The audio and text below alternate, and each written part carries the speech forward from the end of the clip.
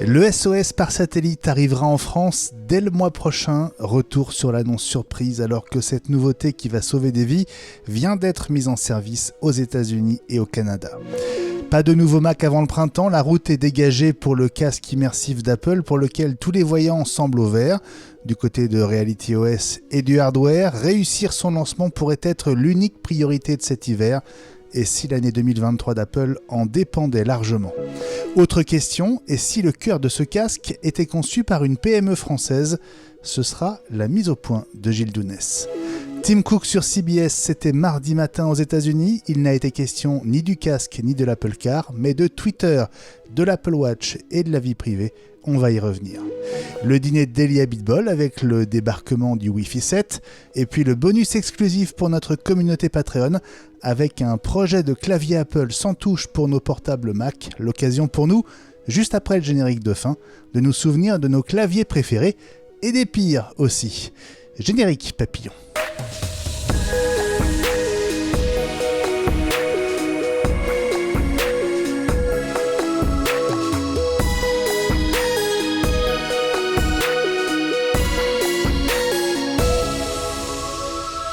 Mardi 15 novembre 2022, il est 17h53 et des poussières et nous venons de lancer l'enregistrement de ce 112e épisode d'iWeek, la semaine Apple dont vous pourrez profiter à partir de ce mercredi. Benjamin Vincent au micro, toujours aussi heureux de vous retrouver. Bonjour, bonsoir à toutes et à tous. Bienvenue à chacune et chacun d'entre vous et notamment à Anthony, Vincent, Marc et Michael qui viennent de rejoindre la communauté Patreon d'iWeek. Merci de votre soutien. Merci aussi à toutes celles et tous ceux qui nous aident déjà via patreon.com/iWeek. On a un gros brainstorming prévu dans les prochains jours pour faire évoluer nos offres et nos contreparties. D'ailleurs, si vous avez des idées ou des envies, n'hésitez pas à tweeter avec le hashtag iWeekLSA. Nos soutiens Patreon qui profitent déjà du bonus exclusif qui leur est réservé cette semaine. On va parler de nos claviers préférés. Ce sera juste après le générique de fin et des claviers qu'on n'a pas aimés aussi, évidemment. Et puis n'oubliez pas Twitter, @iWeekNews avec le hashtag iWeekLSA. On est toujours à votre écoute entre chaque épisode, n'est-ce pas les amis? Salut Ellie. Bonsoir Benjamin, bonsoir la team et bonsoir à toutes et à tous. Et très heureux de te retrouver, cofondateur des magasins MCS à Nice, Cannes et Aix-en-Provence et président des Apple Premium Resellers en France. Salut Gilles. Salut Benjamin, bonjour mes amis. Et bonjour à toi mon ami, toi l'ancien rédacteur en chef de MacPlus.net et le co-auteur d'iPod Backstage chez Duno. Et salut Fabrice. Salut à toutes et à tous, salut Benjamin, mon capitaine. Et Moussaillon, Fabrice Neumann, mentor en technologie, qu'on retrouve notamment sur ton site. pro-fusion-conseil.fr. Bon, j'espère que vous êtes prêts, le programme est chargé. Est-ce que le momentum autour du casque immersif a déjà commencé? On va se poser la question dans quelques minutes et on va se demander si Apple joue son année 2023 avec cette réalité augmentée. Mais d'abord, si vous crapahutez sur le GR20, dans les Via Ferrata, les massifs montagneux ou dans les coins paumés, voilà une nouvelle qui va forcément vous intéresser. L'info de la semaine, c'est le lancement ce mardi 15 novembre aux États-Unis et au Canada de la fonction SOS par satellite promise par Apple à l'annonce de la gamme iPhone 14. C'était le 7 septembre dernier. Tim Cook l'avait promise pour novembre, rien à dire, Apple est dans les temps. La surprise, c'est qu'Apple profite de cette mise à jour du service pour annoncer son arrivée dès le mois prochain dans 4 pays supplémentaires, l'Allemagne, le Royaume-Uni, l'Irlande et la France. Est-ce que c'est une surprise pour vous, mes amis? Ben oui, on ne l'attendait pas pour si tôt. Bon, on aurait pu rajouter l'Ukraine, ça aurait été bien utile, peut-être. Mais bon, c'est déjà bien ces 4-là. Et c'est surtout, moi je pensais qu'on ne l'aurait pas avant un an. Donc c'est plutôt une bonne surprise. Ouais, qu'est-ce qui te laissait penser ça? Parce qu'Apple, quand ils font quelque chose qui est un peu exclusif comme ça, avec ce type de technologie, ils le déroulent pendant plusieurs mois pour tester, pour être sûr de ce qui va pas. Et puis aussi, ça dépend évidemment de la couverture, mais je pense que toutes ces antennes qu'ils ont construites avec Global Star Moi, je pensais qu'elles étaient plutôt focalisées Amérique du Nord, mais ils doivent avoir profité de l'occasion pour en implanter quelques-unes en Europe. Oui, parce qu'on a parlé d'un investissement de presque $1,5 milliard en antenne, en gros. Oui. Alors, moi, j'ai compris quand cette news est passée que ça concernait effectivement le territoire nord-américain. Est-ce que c'est ce que tu avais compris aussi, Fabrice ? Oui, tout à fait. Quand ça avait été lancé, c'était États-Unis et Canada. Peut-être pour être bien clair, il faut rappeler que c'est un système basé sur des satellites, mais pas uniquement, et même de loin. C'est-à-dire que les iPhone 14 sont capables, dans les régions couvertes, d'envoyer un message simple dans les pays par satellite. Couverts, tu veux dire ? Oui, dans les pays. Dans les pays. Qu'ai-je donc dit ? Toutes les régions sont couvertes par nature. Alors par les satellites, oui. C'est-à-dire que, mais il faut ensuite des relais au sol, et très nombreux, pour que les messages qu'on a réussi à envoyer quand on était en détresse quelque part puissent ensuite atteindre les services de secours. C'est bien tout ça en fait l'enjeu, c'est-à-dire que les satellites ne suffisent pas, hein, et d'où les 450 millions de dollars d'investissement pour couvrir ensuite les zones pour que le message soit relayé aux services de secours. Et donc c'est chouette de savoir que la France en fait partie, c'est vraiment très bien. Alors, je vais te dire un truc, je ne suis pas complètement sûr de ça. J'ai l'impression, enfin de ce que j'ai compris de la techno, ça part directement vers le satellite. A priori, il n'y a pas besoin du téléphone supplémentaire. Pour envoyer le message, ça part du téléphone vers le satellite. Ensuite, le satellite renvoie le message pour faire parvenir au service de secours. Et c'est là qu'il faut des antennes relais, parce que tous les services de secours ne sont pas reliés eux-mêmes au satellite. Et c'est dans ce sens-là qu'il faut vraiment des relais partout, et en tout cas dans les pays concernés. Alors, et puis des antennes spéciales, hein, parce que pour capter le signal émis par le satellite, il faut un relais très particulier.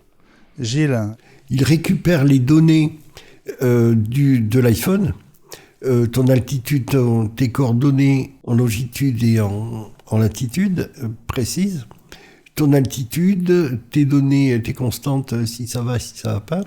Il envoie ça au satellite, mais si tu es en difficulté dans les Blue Ridge Mountains, ou dans le Tennessee, et que il redescend ensuite les informations au centre de secours en Californie ou en Oregon, ça va pas beaucoup t'aider si tu es en détresse vitale. Donc, il faut absolument qu'ils puissent joindre les services de secours les plus proches de là où tu te trouves.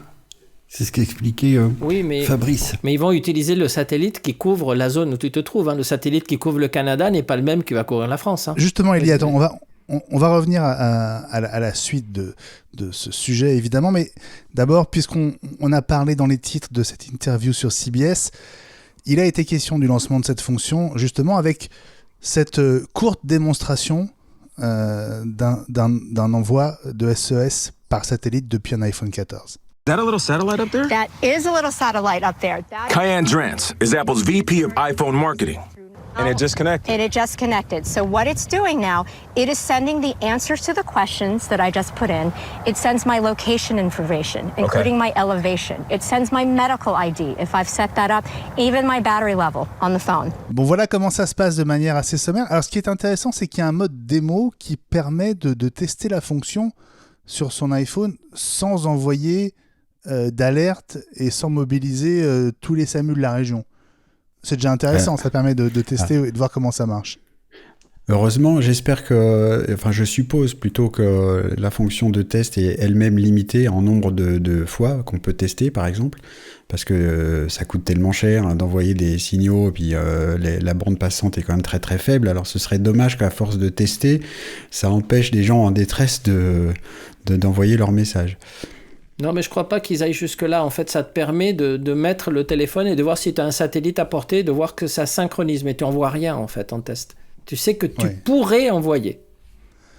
Ça permet entre guillemets, de détecter le satellite, effectivement, éventuellement de le viser, parce que l'iPhone vous aide à vous positionner pour être le mieux placé par rapport au satellite. Et puis ensuite, ça prend entre quelques secondes et 1 minute 30, c'est ça, pour envoyer le message qui est archi compressé, je crois à 300%, Oui. selon Apple, pour que ça prenne le moins de place possible et que ça aille le plus vite possible. C'est ça. Après, il faut faire attention parce que tous les sentiers que tu as décrits fort dangereux, si toi, tu es avec ton iPhone sous les yeux, tu cherches le satellite, etc., tu peux te retrouver au fond d'un ravin. J'ai quand même une question, moi, au-delà de l'aspect infrastructure, sur l'aspect quand même réglementaire, parce que j'imagine que pour utiliser ce type de fonction dans un pays relativement réglementé comme la France, il faut avoir tout un tas d'autorisations.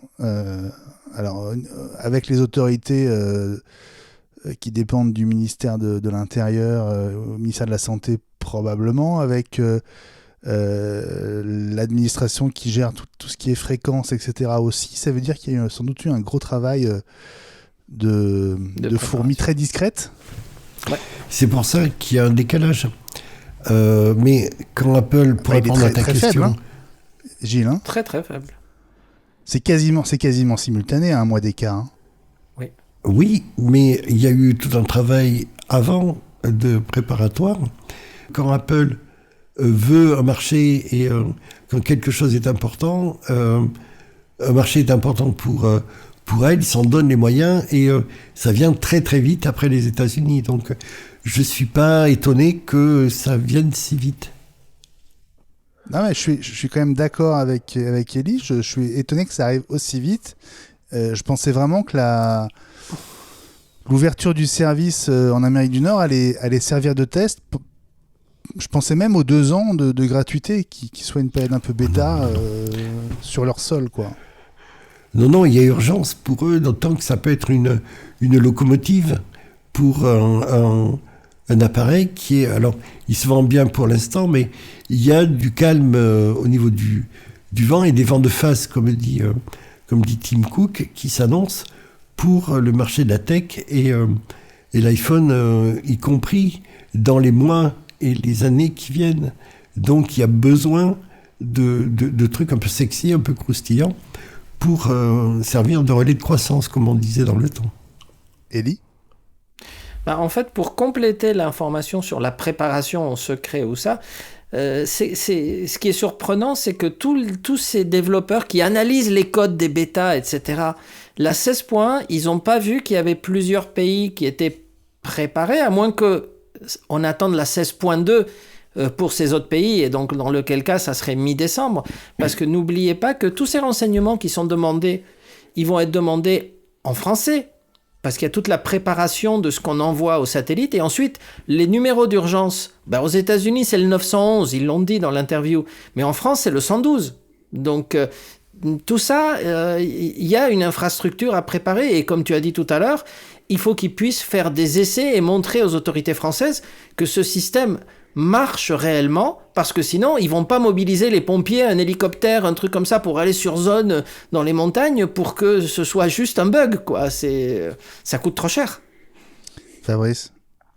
Ce que je vois de positif là-dedans, c'est que naturellement, Apple en a besoin, mais je pense qu'il faut des autorisations réglementaires. Ça veut dire que c'est probablement aussi donc pour ça que c'est pas dans tous les pays à la fois. Et ben, je me réjouis que la France ait pu répondre rapidement aux demandes d'Apple en disant ils aimeraient bien faire ça. Bonjour, moi je suis Apple, j'aimerais bien faire ça. Oui monsieur, oui madame, on peut faire comme ci, comme ça, mettez-vous là. Donc il y a un peu de ça quand même. Il y a beaucoup de prudence de la part d'Apple dans ce domaine. Il y a d'autres exemples qu'on pourrait citer qui ont des besoins réglementaires. C'est les papiers d'identité qui seront stockés dans l'iPhone. On en a parlé longuement ici et c'est très bien pour ce qui est la carte d'identité numérique. On va pouvoir le faire dans l'iPhone, je pense que c'est à peu près la même démarche. Et puis il y a d'autres réglementations bancaires par exemple, où la carte bancaire Apple n'est toujours pas présente en dehors des États-Unis, et ça doit être une autre paire de manches à mettre en place. Donc à chaque fois, Apple peut faire toute la pression qu'il ou elle veut. Il y a forcément des barrières à l'entrée réglementaires qui ne doivent pas être simples à sauter, quoi. Alors, qu'est-ce que ça va changer, l'arrivée de ce service par satellite en France le mois prochain, Gilles, pour deux fonctions cousines qui sont la détection de collision et la détection de chute? Comme dit Ellie, si on a le nez en l'air et qu'on se casse la figure avec l'iPhone à la main, le détecteur de chute pourra toujours indiquer où se trouve la carcasse et sans avoir besoin de chercher les vautours qui tournent en cercle au-dessus. Ça, c'est pour les Pyrénéens. Cette fonction, elle marche déjà. Elle est déjà active. Oui, mais elle est... comment dire? Il y a des zones blanches en France aussi. Oui. Bah ouais. Et donc, on a la possibilité, en cas d'accident, d'avoir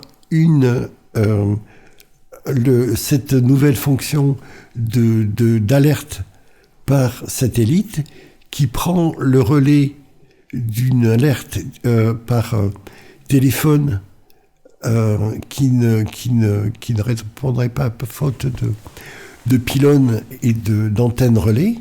Si le système d'alerte ne trouve pas d'antenne relais et de réseau GSM pour se connecter, il va taper le satellite et sauver la peau, on l'espère, de la personne qui est en détresse. Élie, une précision ? Oui, c'est effectivement pour compléter ce que vient de dire Gilles et ce qu'on disait tout à l'heure avec Fabrice. Le système fonctionne de la façon suivante. La possibilité d'appeler un satellite n'apparaît pas sur votre écran et ne se déclenche pas si vous avez une connexion Wi-Fi ou 4G ou 5G. Si vous êtes dans une zone blanche et qu'aucune de ces possibilités de communication vous est offerte, là, il permet de faire une communication. Et ce qu'ils montraient dans l'interview, parce qu'ils l'ont dit très clairement, c'est qu'en fait, vous faites le 911 aux États-Unis et quand ils ne trouvent pas de réseau pour accéder au 911, là, ils vous montrent le satellite et là, vous pouvez chercher votre satellite.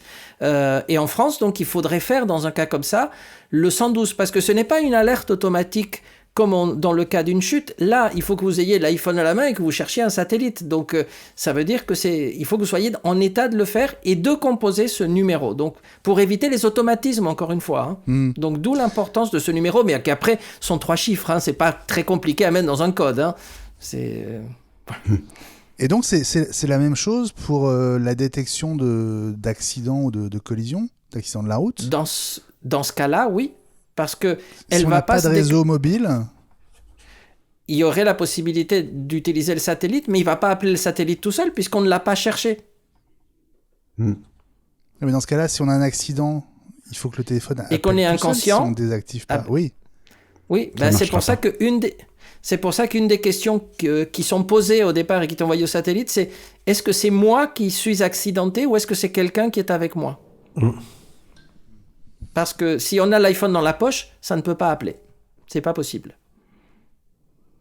Ça me paraît bizarre. Ça te paraît bizarre ? Oui, il faut voir la démo. On enlève une part de la pertinence et de la disruption que peut représenter cet appel automatique, cette détection d'accident ou cette détection de chute. Oui, parce qu'en cas d'accident, le système se déclenche, sauf si on l'interrompt, en fait. C'est ça. Et si quand on n'a pas la communication, manuellement. Il vérifie quand on a une communication. Mais justement, avec le satellite, quelque part, on a toujours moyen d'envoyer une alerte. Non, parce que le satellite, d'abord, il faut le trouver. Dans il y a ce tous les exemples qui ont été montrés de la solution, il faut que les gens sont conscients, ou il y a au moins une personne de consciente, même si on est dans un groupe. Parce qu'il faut sortir le téléphone, aller chercher le satellite, l'écran qui te montre à peu près où il est, et ça peut prendre 1 minute, etc.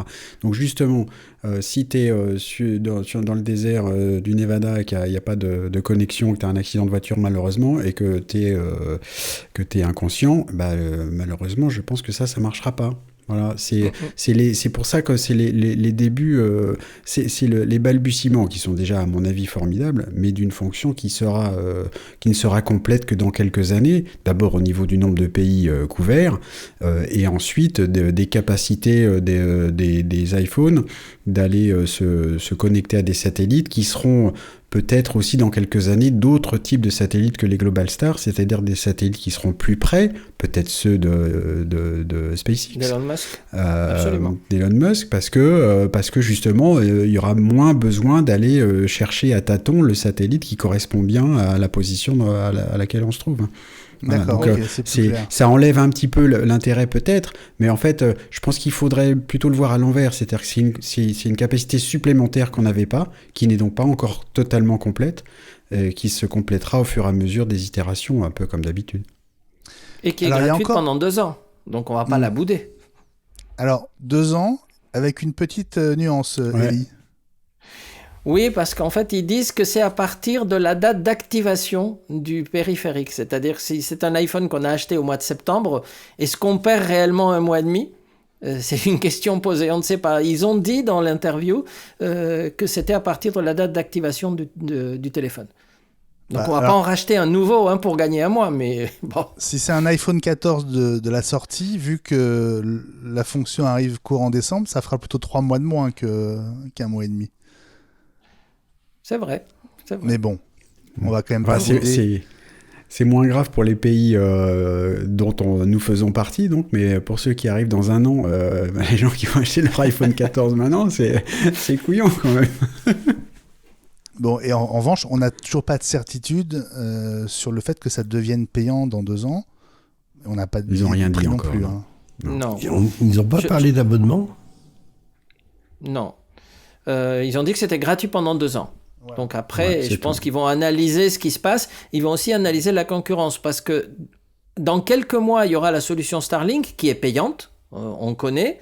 Est-ce que ce sera un abonnement différent? Mais qui est très différente. ce- Hein, Oui, qui est très différente parce qu'il y aura une couverture Wi-Fi en orbite basse en fait. C'est-à-dire qu'en fait, si tu es abonné, tu accrocheras un satellite. Je sais pas s'il faudra le chercher aussi avec l'iPhone. Je sais pas. Ça, on ne sait pas encore. La techno n'est pas là. Alors, je suis pas sûr que parler de couverture Wi-Fi soit le bon terme. Mais. Ce qu'il disait pour l'iPhone, il n'y aura pas une parabole dans l'iPhone en tout cas. Hein.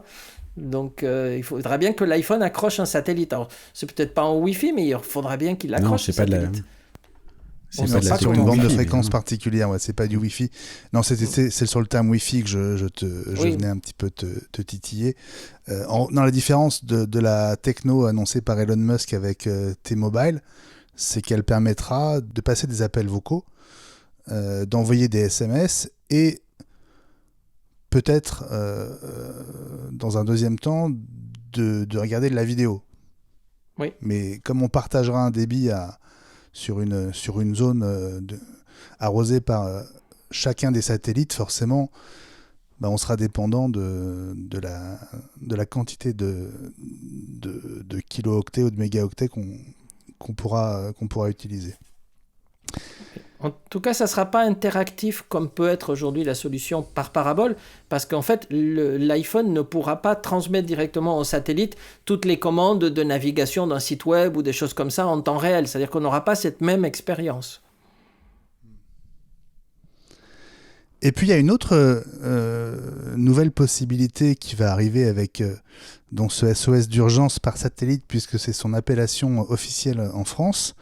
Ça va être la possibilité de partager sa localisation par satellite avec ses proches, avec tous ceux avec qui on partage sa position.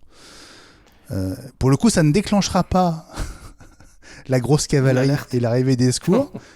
Mais même si on n'a pas de réseau, même si on est paumé au milieu du Vercors ou au centre de la Corse, on pourra dire à ses proches, voilà, à cet instant, je suis à tel endroit. Ouais, j'espère qu'ils vont quand même mettre un cadre autour de ça, parce que sinon, si pour t'amuser, et parce que c'est gratuit, toutes les 3 secondes, tu dis, tiens, je suis là, hop, ça part par satellite, ça risque de leur coûter quand même un tout petit peu cher, parce qu'il y a un signal qui est émis, ça revient sur Terre, même si ça déclenche pas des services d'urgence. Il faut pas que ça soit un truc où on puisse jouer, parce que sinon, on va s'amuser, hein. Ça va servir à jouer à cache-cache dans la forêt, en s'envoyant les localisations des uns et des autres, ça peut être drôle, hein. Mais Ah oui, c'est non, peut-être j'espère pas que mal. ça sera réglementé quand même. Non, mais ça, on peut déjà le faire aujourd'hui et on passe pas notre vie à partager notre position. Non, mais là, ça passe par un satellite. Si, c'est justement, ça, si tu partages ta position entre les membres de ton partage familial, par exemple, ta position, elle est envoyée en permanence. Ou en tout cas, elle peut l'être quand, si quelqu'un regarde ta position, elle va être mise à jour en permanence. Ponctuellement, oui. Non, c'est pour ça que je parlais spécifiquement du partage dans le cadre du partage familial, du partage de position dans le cadre du partage familial, où tous les membres de la famille peuvent décider de partager leur position en permanence. Et donc, dès qu'on va sur localiser, on voit la position d'abord de ses appareils et aussi de tous les membres de sa famille. C'est à ce moment-là, c'est quand on regarde la position que la mise à jour de la position est en permanence. C'est pas si on regarde pas, non, j'entends bien. Mais... Oui, mais dans le cas du satellite, ce n'est pas un partage permanent. C'est un partage. Il faut appuyer pour envoyer à cet instant sa position. Bien sûr. Et en plus, il faut chercher un satellite encore une fois. On ne peut pas être en partage permanent de sa localisation par satellite. On l'envoie une fois quand on appuie sur le bouton. Voilà. Oui. Ça devrait quand même limiter, on va dire, les éventuels excès. Bon voilà, on va suivre évidemment ce qui se passe dans les prochains jours, les prochaines semaines, puisque c'est pour le mois de décembre en France. Donc on vous reparlera d'ici les 4 épisodes de cette fonction de SOS d'urgence par satellite. On marque une première pause et on se retrouve pour ouvrir à nouveau le dossier du casque de réalité mixte d'Apple. C'est peut-être le début d'un momentum qui va nous bercer jusqu'au printemps. À tout de suite. C'est notre serpent de mer préféré en attendant l'Apple Car, le casque immersif d'Apple, casque de réalité mixte, augmenté. On en voit des rendus très très très différents passer sur les réseaux à tel point qu'on ne sait plus trop à quoi il va vraiment ressembler. On commence quand même à avoir une idée assez précise de ses composants principaux. Et puis notre ami Mark Gurman de Bloomberg en a remis une couche ce week-end dans sa newsletter Power On, en nous indiquant que le système d'exploitation qui va faire tourner le casque, qui est donc Reality OS, si ça se confirme, nom de code Hawk c'est chaîne en anglais. C'est ça, oui. Est quasiment prêt. Ça veut dire que tout est en train de s'aligner, Ellie, pour que ce casque arrive en tout début d'année, peut-être entre janvier et mars, avril, c'est ça Oui, en tout cas pour des premières présentations, puisqu'il y a eu d'autres informations comme quoi la production allait démarrer en début d'année. Donc vraiment la production du casque et non pas les premières démonstrations. Donc oui, tout ça s'aligne assez bien pour une sortie au printemps et une présentation avant, parce qu'il faut quand même qu'un produit comme ça soit présenté avant. Ça ne sera pas un communiqué de presse et on l'aura le lendemain, ça c'est sûr que non. Non, pour autant, alors, les dernières infos disent effectivement que l'annonce aurait lieu au mois d'avril, avec un démarrage de la production de masse au mois de mars. Bon, ça nous faisait dire il y a quelques jours, c'était mercredi dernier dans la quotidienne, une éventuelle annonce, une éventuelle keynote en janvier était devenue maintenant très très improbable. On est d'accord, Fabrice ? Oui, on est d'accord, mais sur le planning même, je serais un peu plus prudent. Une hypothèse, c'est que ça ressemble un peu avec des dates un peu différentes, mais à la plateforme de développement pour les processeurs ARM, c'est-à-dire qu'il y aurait la production de masse, ce serait c'est pas en gros, mais en demi-gros d'abord, c'est-à-dire quelques milliers de casques qui seront très chers pour les développeurs et autres entreprises qui pourraient avoir envie de l'utiliser et de développer pour. Donc ce serait montré en avril, ils en remettraient une couche à la WWDC, et puis ce serait vraiment disponible, peut-être pour, entre guillemets, tout le monde, pour la rentrée 2023. Parce que j'ai du mal à... on parle toujours, en tout cas Mark Gurman parle toujours d'un casque au prix très élevé de 2500 à 3000 $. Donc c'est vraiment pas un produit grand public, tout comme le dernier casque de Meta qui, avec ses maigres 1500 $, va peut-être séduire un peu plus de monde que le casque d'Apple, mais enfin, en gros, ne séduit personne pour le moment. 1800 € en France. Voilà, donc ça fait mal, hein. Ça pique, d'autant plus que quand on regarde les tests qui sont faits aujourd'hui là, du MetaQuest, je sais plus comment il s'appelle, en gros tout le monde dit les écrans sont à peu près les mêmes que le MetaQuest 2, que ça apporte pas grand chose, peut-être à part un confort un peu meilleur parce que l'équilibre du casque est meilleur, mais en termes de techno, c'est pas ça, quoi. Donc ça, on va avoir du mal, et Apple y compris, à faire un casque de réalité virtuelle mixte et tout ce que vous voulez avec un prix de 2500 ou 3000 $. Ouais. Gilles, la technologie, les choix technologiques d'Apple pour ce casque, justement, ça fait partie des éléments qui devraient faire la différence quand il va être annoncé. Oui, il y aura ce qui se fait de mieux. Enfin, c'est ce qu'annonce Mark Gurman, ce qui se fait de mieux en termes d'écran LED à l'intérieur du casque. À l'intérieur ou aussi à l'extérieur ? À l'intérieur, il faut projeter non, mais les on images. dit qu'il y aura des écrans à l'extérieur du casque aussi. Oui, il y en a aussi à l'extérieur, c'est vrai. Je sais pas, on dit tellement de choses, mais j'ai entendu qu'il y avait des écrans aussi. Oui, à l'extérieur, je vois la pas surface. vraiment. À moins de remettre tes yeux, et de redessiner ton visage Oui, c'est ça. à l'extérieur C'est ce qu'on disait. pour mettre Hein. tes expressions. Je vois pas tellement, et ça me retrouver en train de faire la conversation à Max Headroom, ça me tente pas plus que ça, quoi. Alors là, il faut expliquer aux plus jeunes d'entre nous, hein, parce que Max Headroom, disons... Ah bah tiens, vas-y Fabrice. Je vois que tu ris autant que moi, vas-y.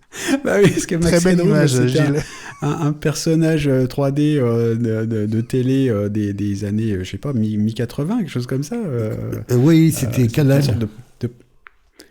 Donc un vrai faux présentateur de télé reconstitué en avec 3D qui était pas vraiment autonome, tout ça.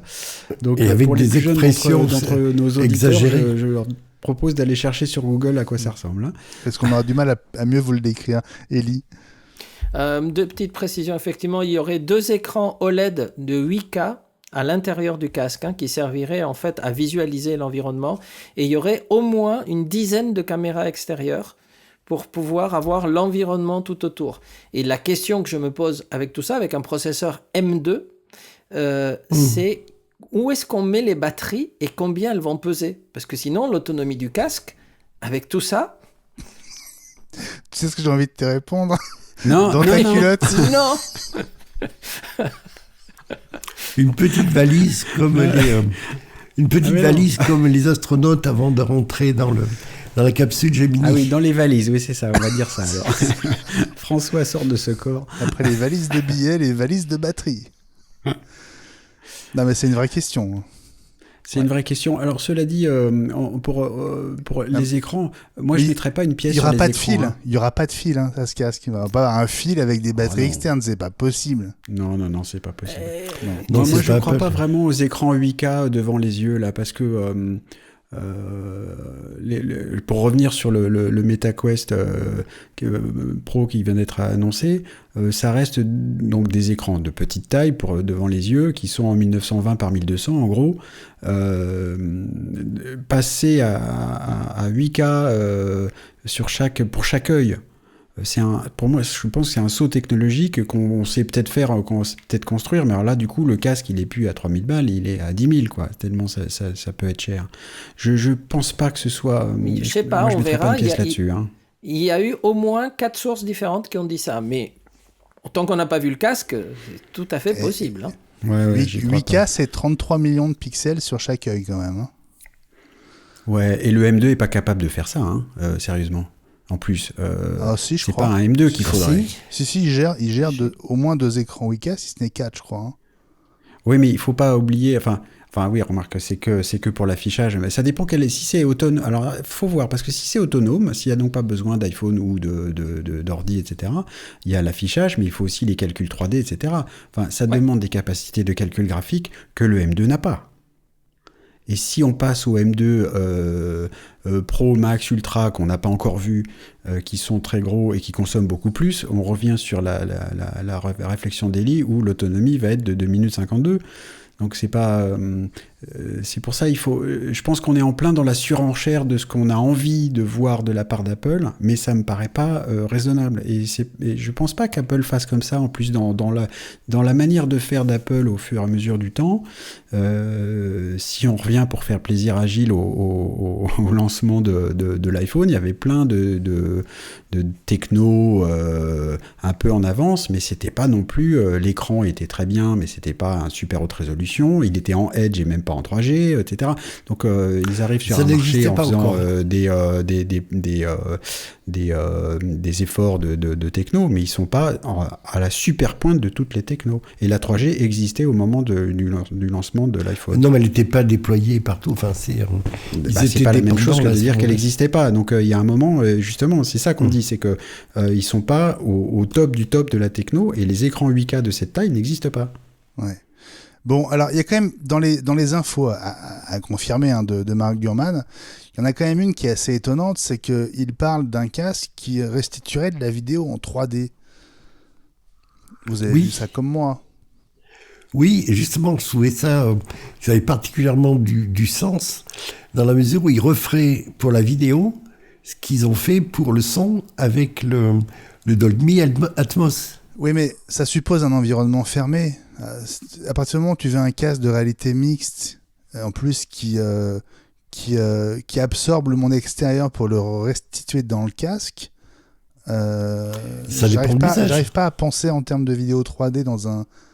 Ça dépend de l'usage. Oui, c'est tout à fait possible, parce qu'il pourrait y avoir une sorte de masque que tu mets devant quand tu veux être dans un environnement, quand tu es chez toi et que tu veux être dans un environnement totalement immersif, voire regarder un film en 3D par exemple. Si on revient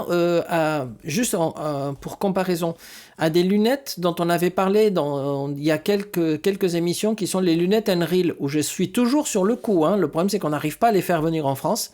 En fait, elles sont de réalité mixte, mais quand on veut regarder un film, il y a un contour de lunettes noires qui vient se coller magnétiquement devant et qui là isole de façon à ce qu'on puisse regarder le film tranquillement, parce que sinon, si on regarde le film et qu'en même temps on est en train de voir la table du salon, le chat qui bouge à côté, etc., ça gâche l'expérience. Et en fait, on l'enlève et on remet.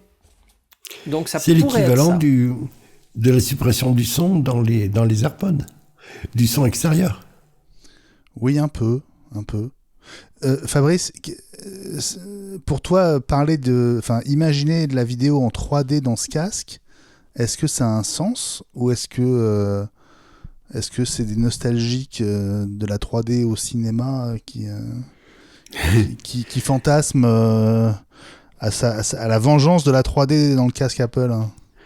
C'est-à-dire qu'avec un casque en réalité virtuelle, c'est plus facile à faire. Pour faire de la vidéo 3D, un des éléments essentiels, c'est que les deux yeux soient séparés.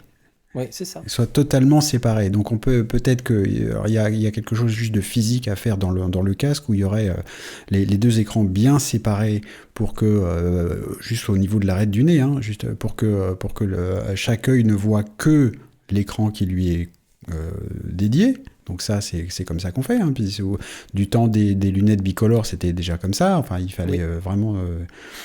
donc ça me paraît pas inaccessible.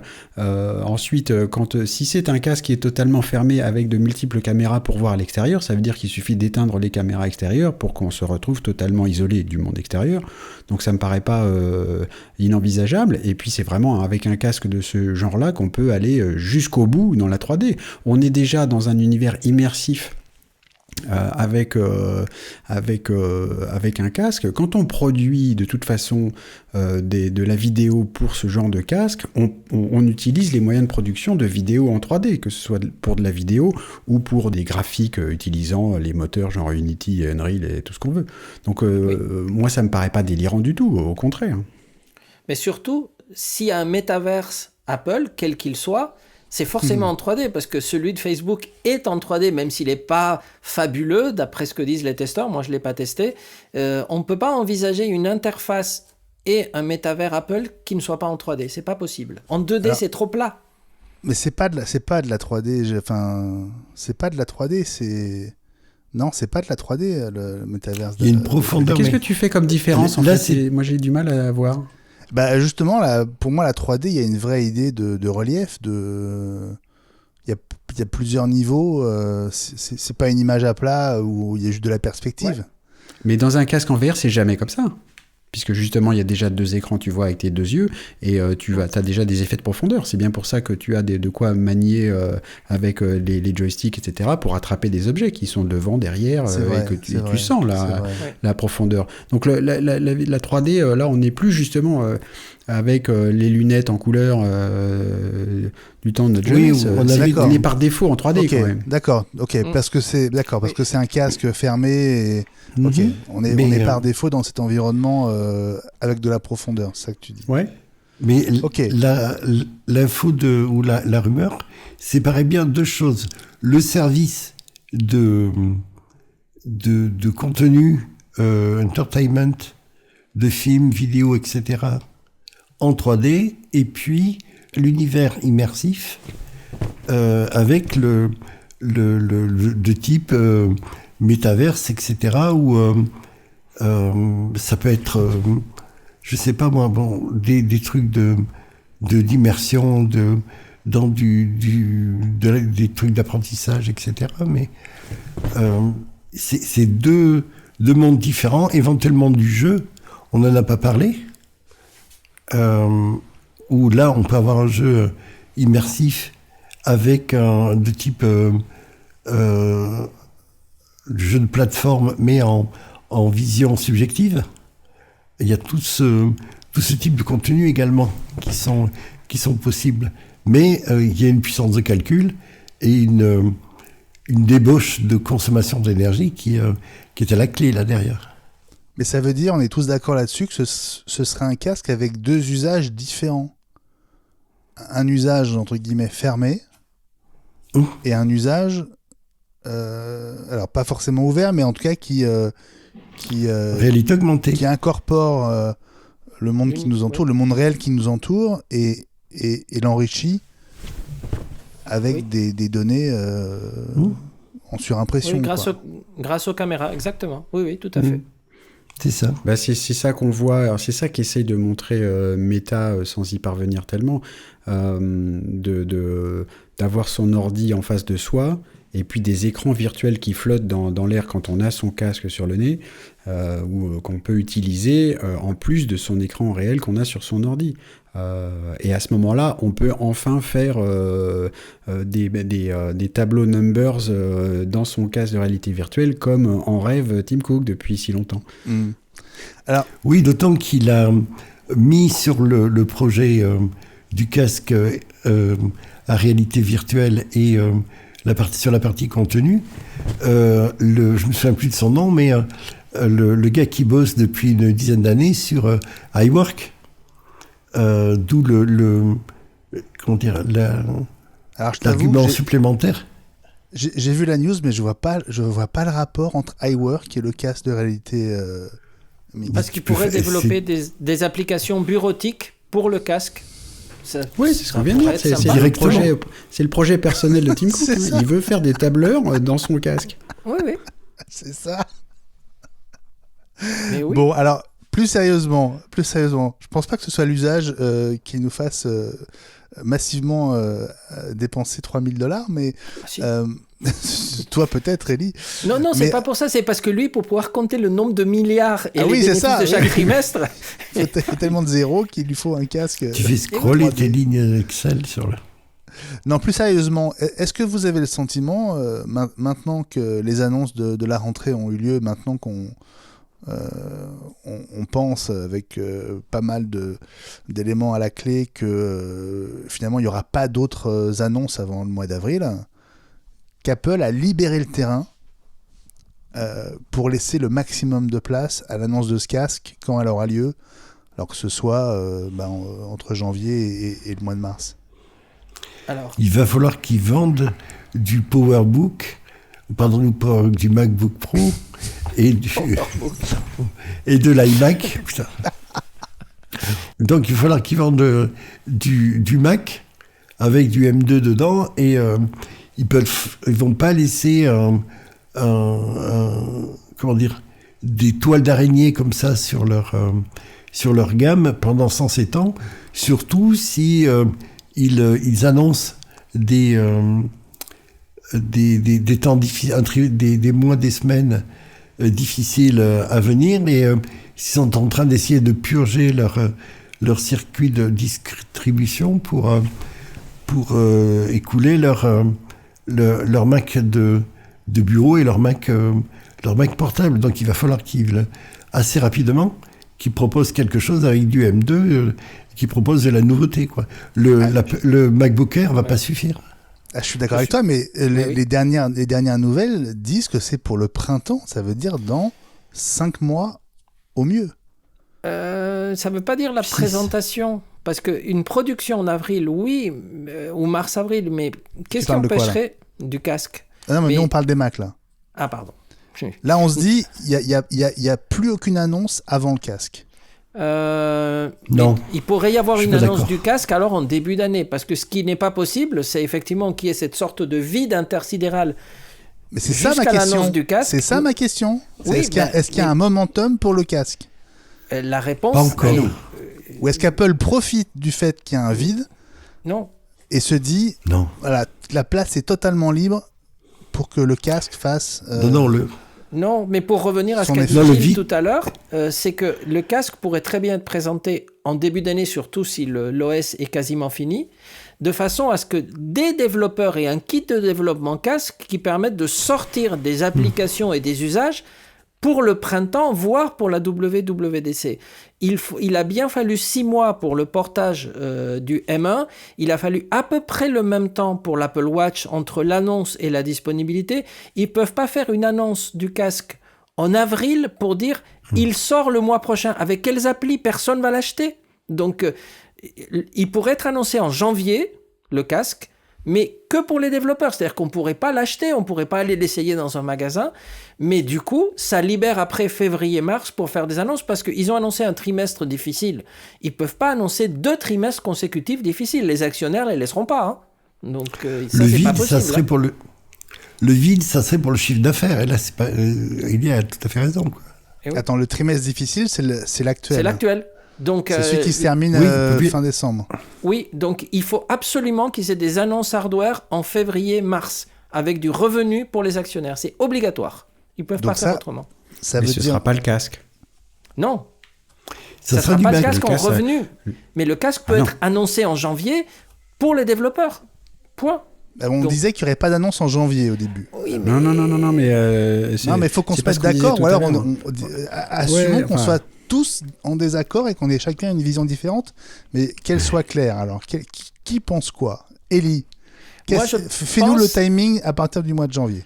Moi, je pense annonce en début d'année, janvier, si possible, présentation de la technologie et annonce qu'il y aura des kits de développement Reality OS pour un certain nombre d'entreprises ou de développeurs confirmés. Premières applications et présentations un peu plus publiques en avril-mai, avec des applis autour. Pas que les applis d'Apple. Bon, c'est dingue parce qu'on venait de dire il y aura pas d'annonce en janvier finalement, et ben tu reviens à une annonce en janvier, toi. En début d'année, ils peuvent pas faire autrement. Ah Fabrice, tu n'es pas d'accord, j'aime bien, vas-y. Non, bah non. Comment tu vois ça en janvier d'un casque, personne, ça va intéresser personne. Moi, je pense plutôt à une démonstration en avril, à une disponibilité d'un kit de développement à la WWDC, sachant que je pense que certains développeurs ont déjà la chose entre les mains, des gens très très choisis triés sur le volet, et qu'il y aura une disponibilité au compte-gouttes à la fin de l'année pour le grand public, entre guillemets. Et entre-temps, il y aura des annonces peut-être simplement par communiqué de presse pour les MacBook Pro, M2, Pro, Max, machin, Ultra, non pas Ultra, pardon, pour justement alimenter la machine la boîte à cash pour vendre un peu de matériel.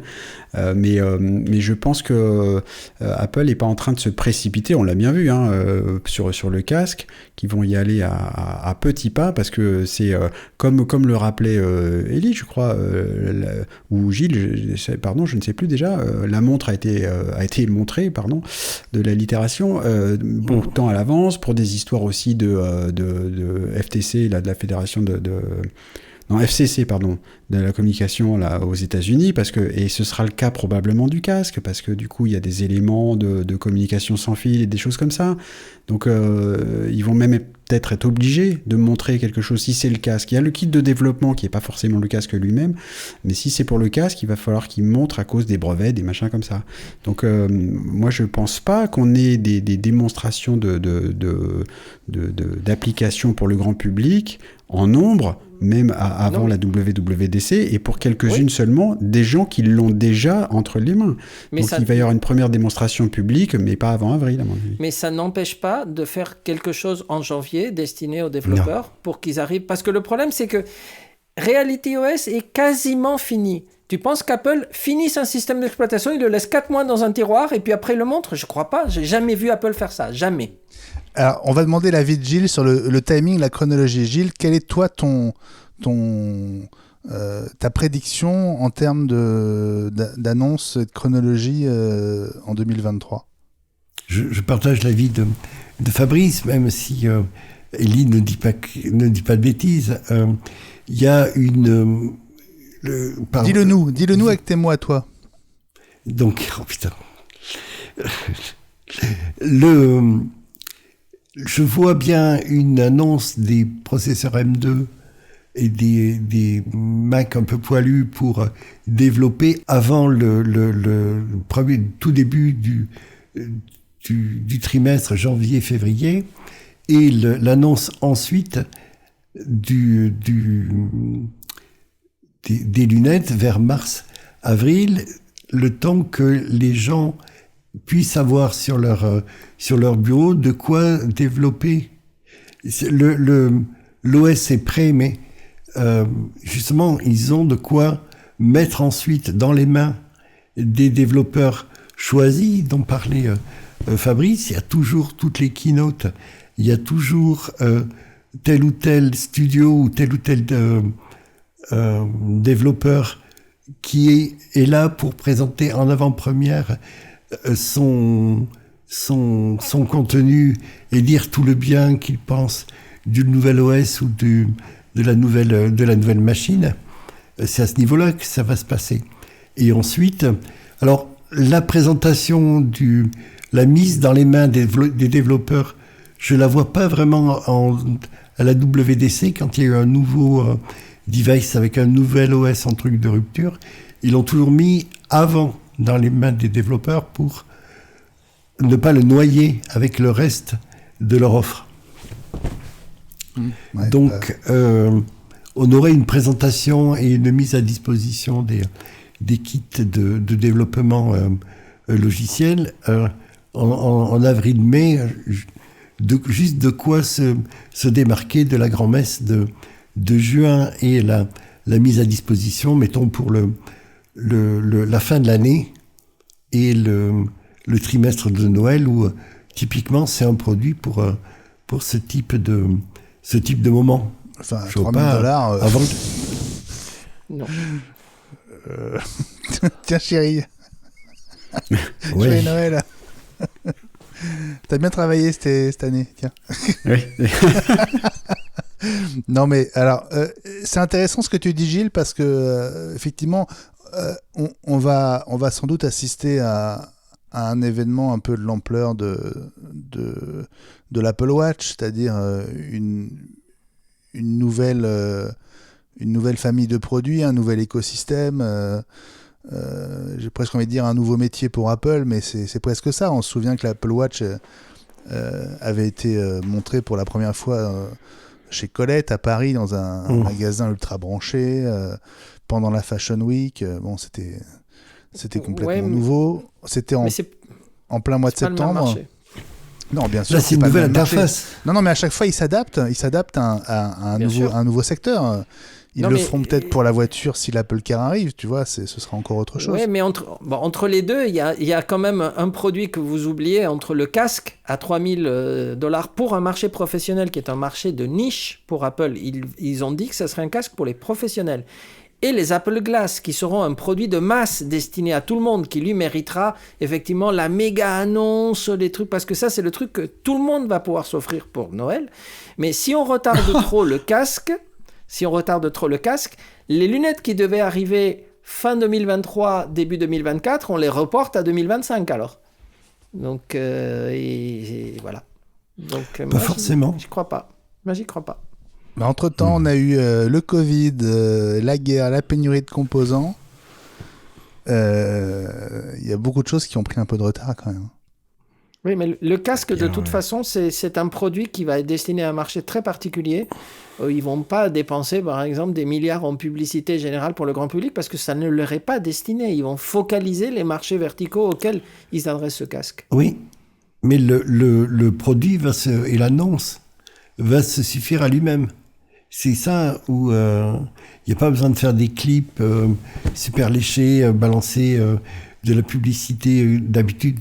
D'ailleurs, ce sont les partenaires qui paient la publicité à la télévision. Je ne sais pas si tu as vu chaque fois, tu vois les opérateurs, le clip en tout cas. Oui, les opérateurs, mais il y a peu de... Je n'ai pas vu de pub pour le MacBook Pro, par exemple. Chez sur Darty. les réseaux sociaux. Chez Darty C'est pour sur les le réseau social. Ouais. Bon, si je comprends bien ce que vous me dites tous, pour vous, il n'y a pas vraiment de momentum. En tout cas, il y a plutôt même urgence à ce qu'Apple sorte des nouveautés parce qu'ils ont besoin de sauver les trimestres. Ils ont besoin de contenu pour ces lunettes aussi. Non, mais ils ont surtout besoin de revenus. Encore une fois, c'est bien parce que c'est une nouvelle technologie. Nous, ça nous excite parce que c'est nouveau et que ça va arriver. C'est pas les 700 000 casques qui risquent de produire même à $3,000 qui font un trimestre Apple. Hein. On est en train de parler de dizaines de millions de dollars, voire de milliards. Donc, ce qu'il faut, c'est qu'ils aient des produits qui se vendent et qui viennent renouveler la gamme. Et des MacBook Pro qui sont en retard, et des iMac qui sont en retard, et des Mac Pro qui sont en retard. Donc, à un moment donné, il va bien falloir que tous ces retards arrivent. Hein. Ouais. Je rappelle quand même que les MacBook Pro sont pas en retard. Hein. Si on suit le rythme de 18 mois, ils sont normalement prévus pour le printemps. Il y a plus la gamme d'iMac qui mériterait. Et le Mac Pro. Un petit coup Mac Pro, pardon. C'est surtout celui-là qui est en retard. Le Mac Pro, parce que donc on l'a dit dans la quotidienne, donc la date des 2 ans est dépassée maintenant, qui était normalement la date limite de la transition, et donc là c'est mort. Les iMac 23 pouces et demi, ils n'ont pas évolué du tout. Il n'y a pas de grande version, il y a pas il s'est basé sur le M1 tout court, donc c'est un peu bizarre.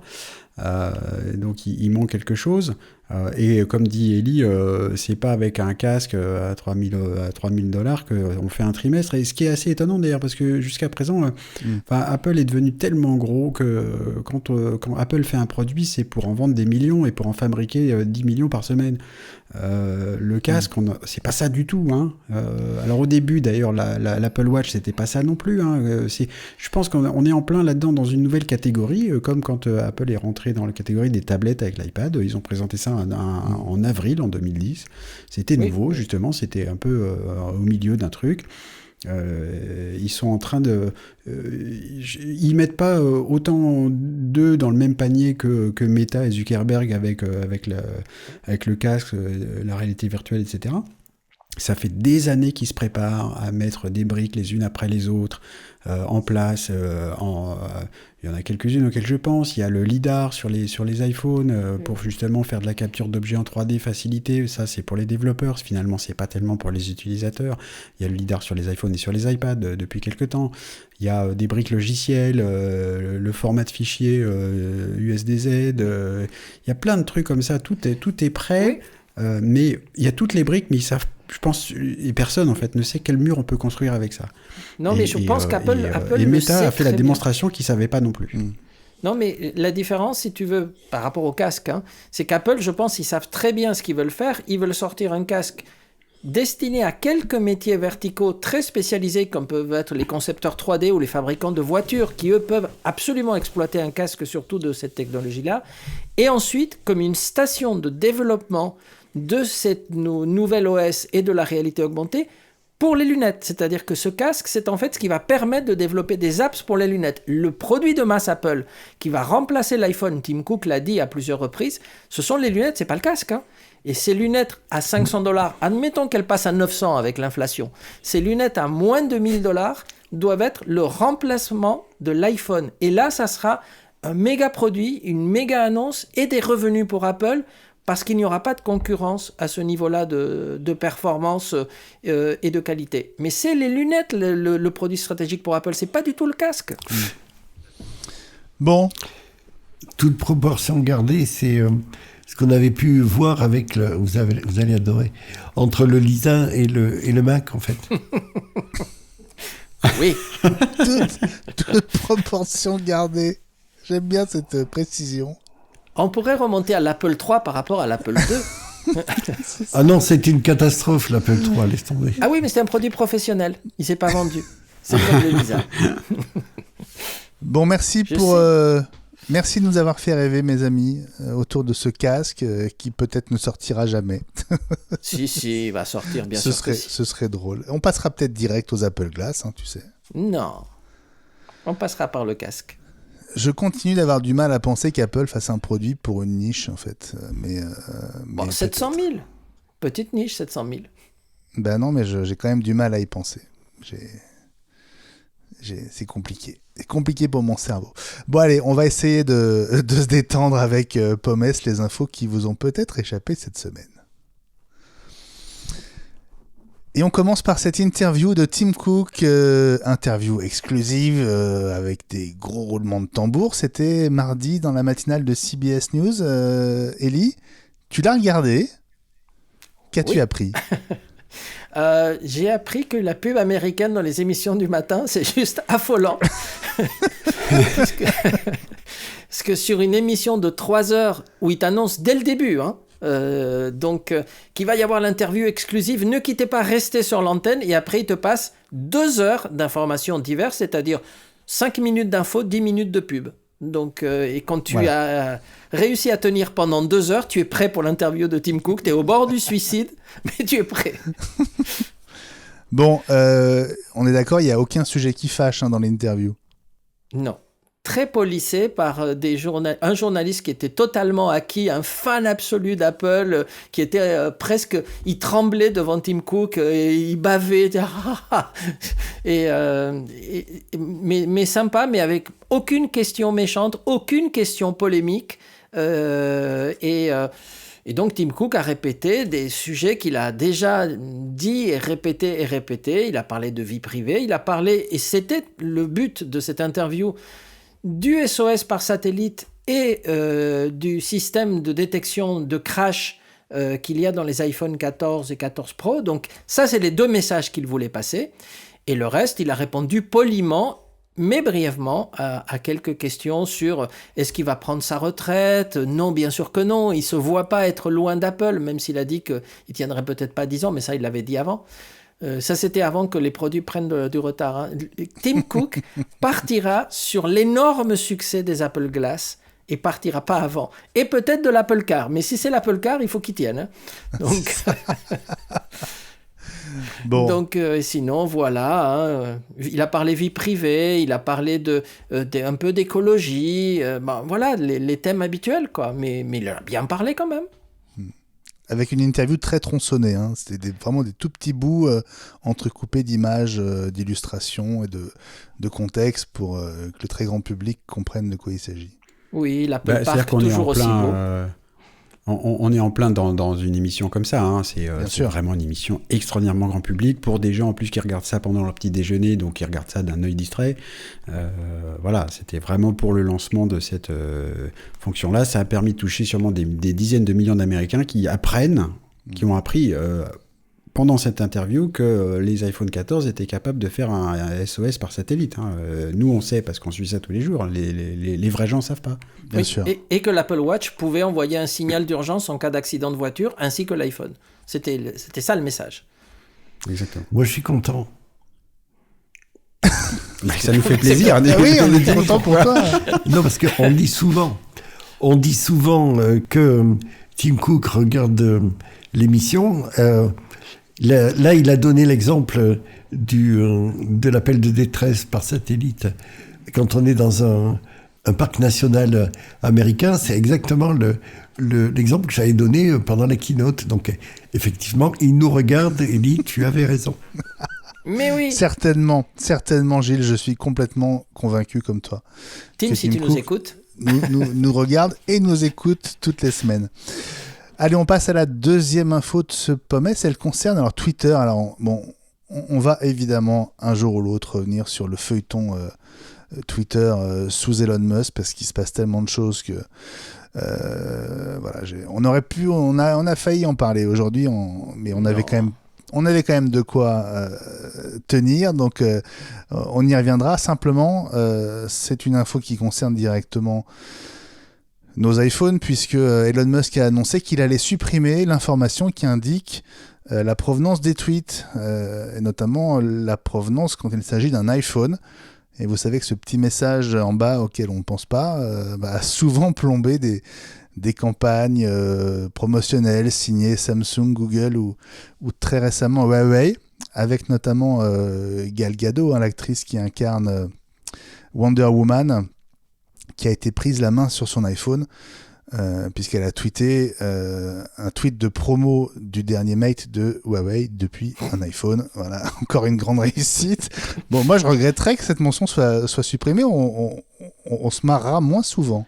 Oui, sauf qu'on peut faire comme on fait avec les SMS et on peut mettre en bas de tous nos tweets « Envoyé depuis mon iPhone ». Et puis tiens. Oui. Non mais là c'est automatique, c'est ça qui est drôle, c'est que du coup les gens n'y pensent pas et c'est vrai. Et tweetent des produits concurrents depuis un iPhone. Voilà, Il nous restera d'autres raisons de rigoler, quand par exemple, moi ça me fait penser à il y a longtemps déjà, mais il y a Nokia, quand ils faisaient des smartphones Windows Phone, ils avaient un smartphone super bon pour la photo, qui n'avait pas besoin de plus que ça, pour l'époque, et on avait vu une démo photo-vidéo, et en fait les gens avaient trouvé... ils avaient publié une photo disant que ça venait du téléphone, et dans un reflet sur une vitre, en fait, on voyait le gars avec son réflexe qui prenait la photo. Et ça a été publié comme ça. Ils ont fait mieux, puisque ils ont utilisé certains, je crois que c'était Samsung qui avait utilisé de l'iPhone Bien sûr. Pour prendre des photos. Absolument. C'est très fort. Bon, puis la troisième info de ce POMES, ça va vous faire plaisir, et ça ferait plaisir à François. Dommage qu'il soit pas là, que tu sois pas là, François, on t'embrasse, parce que toi, tu es en train de faire l'ascenseur de la terreur à Disneyland Paris. Le procès en appel Epic Games contre Apple doit démarrer plutôt, parce que c'est le procès en appel, là, dans les heures qui viennent, en tout cas d'ici la fin de la semaine. Et c'est l'avocat de l'éditeur de Fortnite qui aura la parole en premier. Alors il va sans doute s'efforcer de démontrer que la juge González Rogers, qui a prononcé le premier jugement, très défavorable à Epic Games, s'est trompée. La procédure pourrait durer 6 mois à 1 an, et le perdant aura encore la possibilité de saisir la Cour suprême. Dans ce cas, on est bon jusqu'à 2024, voire 2025. Ah, non, ça va arriver après l'iPhone avec un USB-C, dis donc. Et Tim Cook sera peut-être à la retraite d'ici là. On pourra voir le procès, le résultat du procès avec nos lunettes Apple. C'est ça. En 3D. Exactement. Non, mais surtout que le procès n'aura plus lieu d'être, puisque vraisemblablement les autorités de régulation auront effectivement forcé Apple à accepter des boutiques tierces sur iOS, et donc ce sera un procès pour rien, des cabinets d'avocats qui ont été arrosés de dizaines et de centaines de milliers de dollars. Enfin, et en plus, le pire, c'est que ce sont les clients, les utilisateurs qui vont payer les pots cassés, puisque faire entrer ces gens-là sur la plateforme, le modèle qu'a en tête Tim Sweeney, c'est Steam.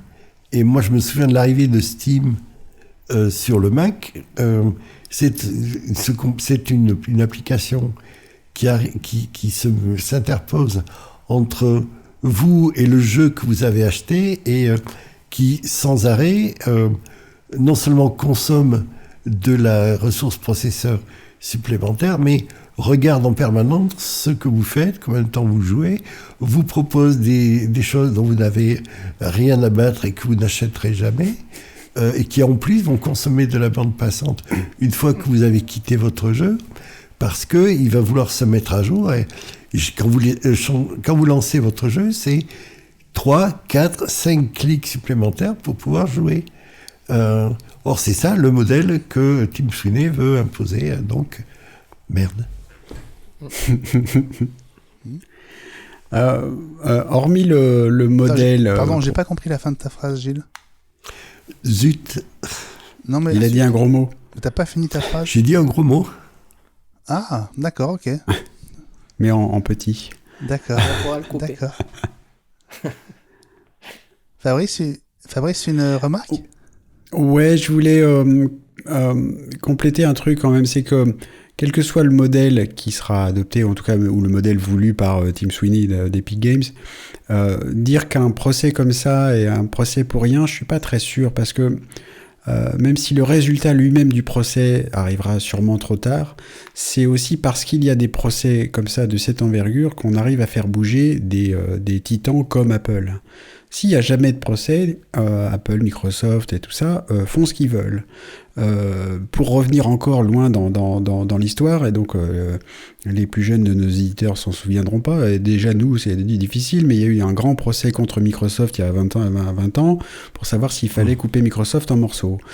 Parce que Microsoft, on a démontré bien souvent que Microsoft, avec des pratiques anticoncurrentielles, voire pire que ça, Microsoft n'a pas été démantelé, mais Microsoft a beaucoup changé ses pratiques. Et je pense que c'est parce qu'il y a des procès comme ça, qui bien sûr coûtent des centaines de millions de dollars, mais qu'est-ce que sont des centaines de millions de dollars contre des boîtes qui font des milliards par jour? S'il n'y a que comme ça que ça bouge, quoi. Et donc la discussion autour de l'App Store et de la façon de gérer l'App Store par Apple, et des infos qu'on en a obtenues grâce aux procédures de discovery pendant les procès, c'est capital que ça existe, au contraire. Alors on est d'accord ou non avec le résultat, mais je pense qu'il n'y a que comme ça que ça bouge. Non, parce que d'une part, il y avait du vol de propriété intellectuelle de la part de Microsoft, qui faisait en plus du terrorisme procédural en menaçant de faire des procès et d'épuiser financièrement les boîtes moyennes ou petites ou moyennes à qui il piquait la technologie. Et là, pour le coup, les différentes commissions de la chambre haute et de la chambre basse aux États-Unis et la mère tape-dure, comme je l'appelle, Margaret Vestager, et le Parlement européen étaient déjà sur le coup et voulaient s'intéresser de très près aux pratiques dites anticoncurrentielles d'Apple sur la distribution des applications. C'est le truc de la commission qui, depuis, disons, 15 ans, veut absolument séparer les tuyaux des contenus avec les catastrophes que l'on voit à présent au niveau de l'énergie, ou qu'on a pu voir en Angleterre par rapport au trafic ferroviaire. Bon, ça, c'est une parenthèse, mais c'est le même type de non-sens qu'on se prépare par rapport à la distribution des applications. Bon, je suis content. Je savais qu'en mettant une pièce dans la machine du procès Epic Games, vous seriez inspirés, mes amis. Merci pour... Je n'ai rien dit. C'est bien, c'est très bien. Je te félicite. Je vous remercie pour ces arguments. On passe tout de suite aux rumeurs de la semaine.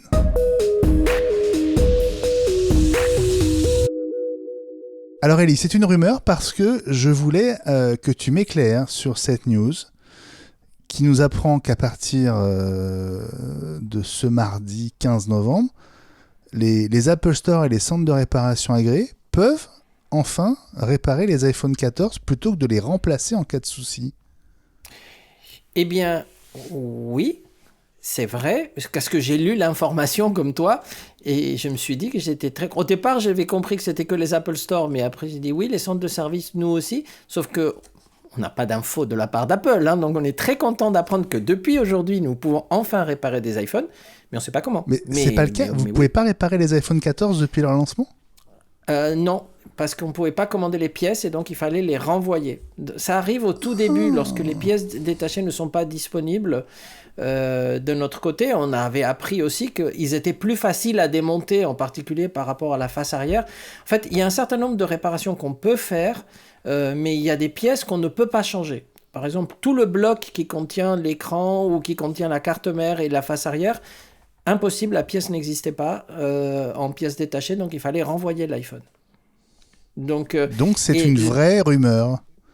Oui, pour nous, c'est une rumeur, mais en tout cas, comme la news a été publiée par rapport aux Apple Store, ça veut dire que si aujourd'hui on amène un produit dans un Apple Store, normalement, ils ont la capacité de le réparer sur place, c'était ça le truc, et que le client reparte avec une face arrière, par exemple, nouvelle, ou avec un composant changé.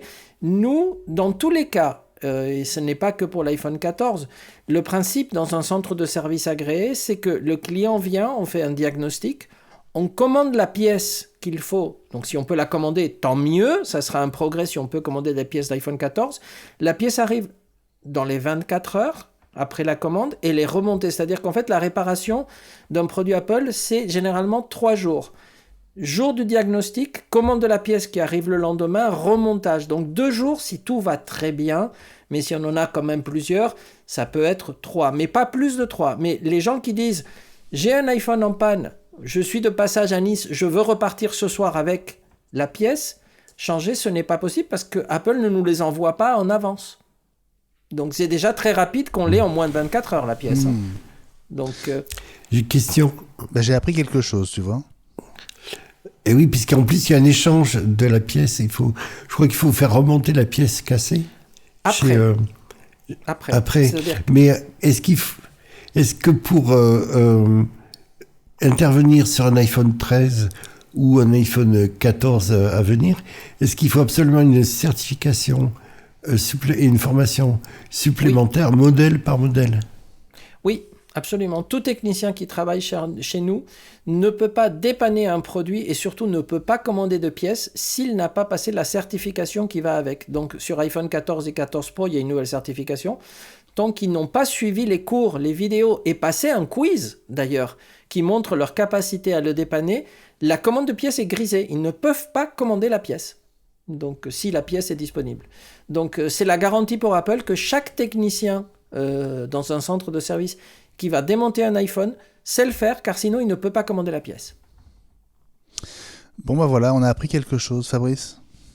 Oui, je voulais un petit complément d'information, une question en fait. Dans l'actu à laquelle on se réfère, on parle de l'iPhone 14 et pas du Pro. On a vu que le 14 était plus facilement réparable parce que le dos était plus facilement, en tout cas pour certaines réparations, on pouvait enlever le dos et remplacer le dos plus facilement, ce que ne permet pas le 14 Pro. Est-ce que ça change quelque chose pour les réparations possibles en magasin ? Ça devrait être plus facile pour les 14, puisque la pièce, par exemple, les dos cassés, avant, ça nécessitait le renvoi du téléphone, alors que c'était juste cosmétique, on va dire, puisque la carte mère et l'iPhone continuaient de fonctionner.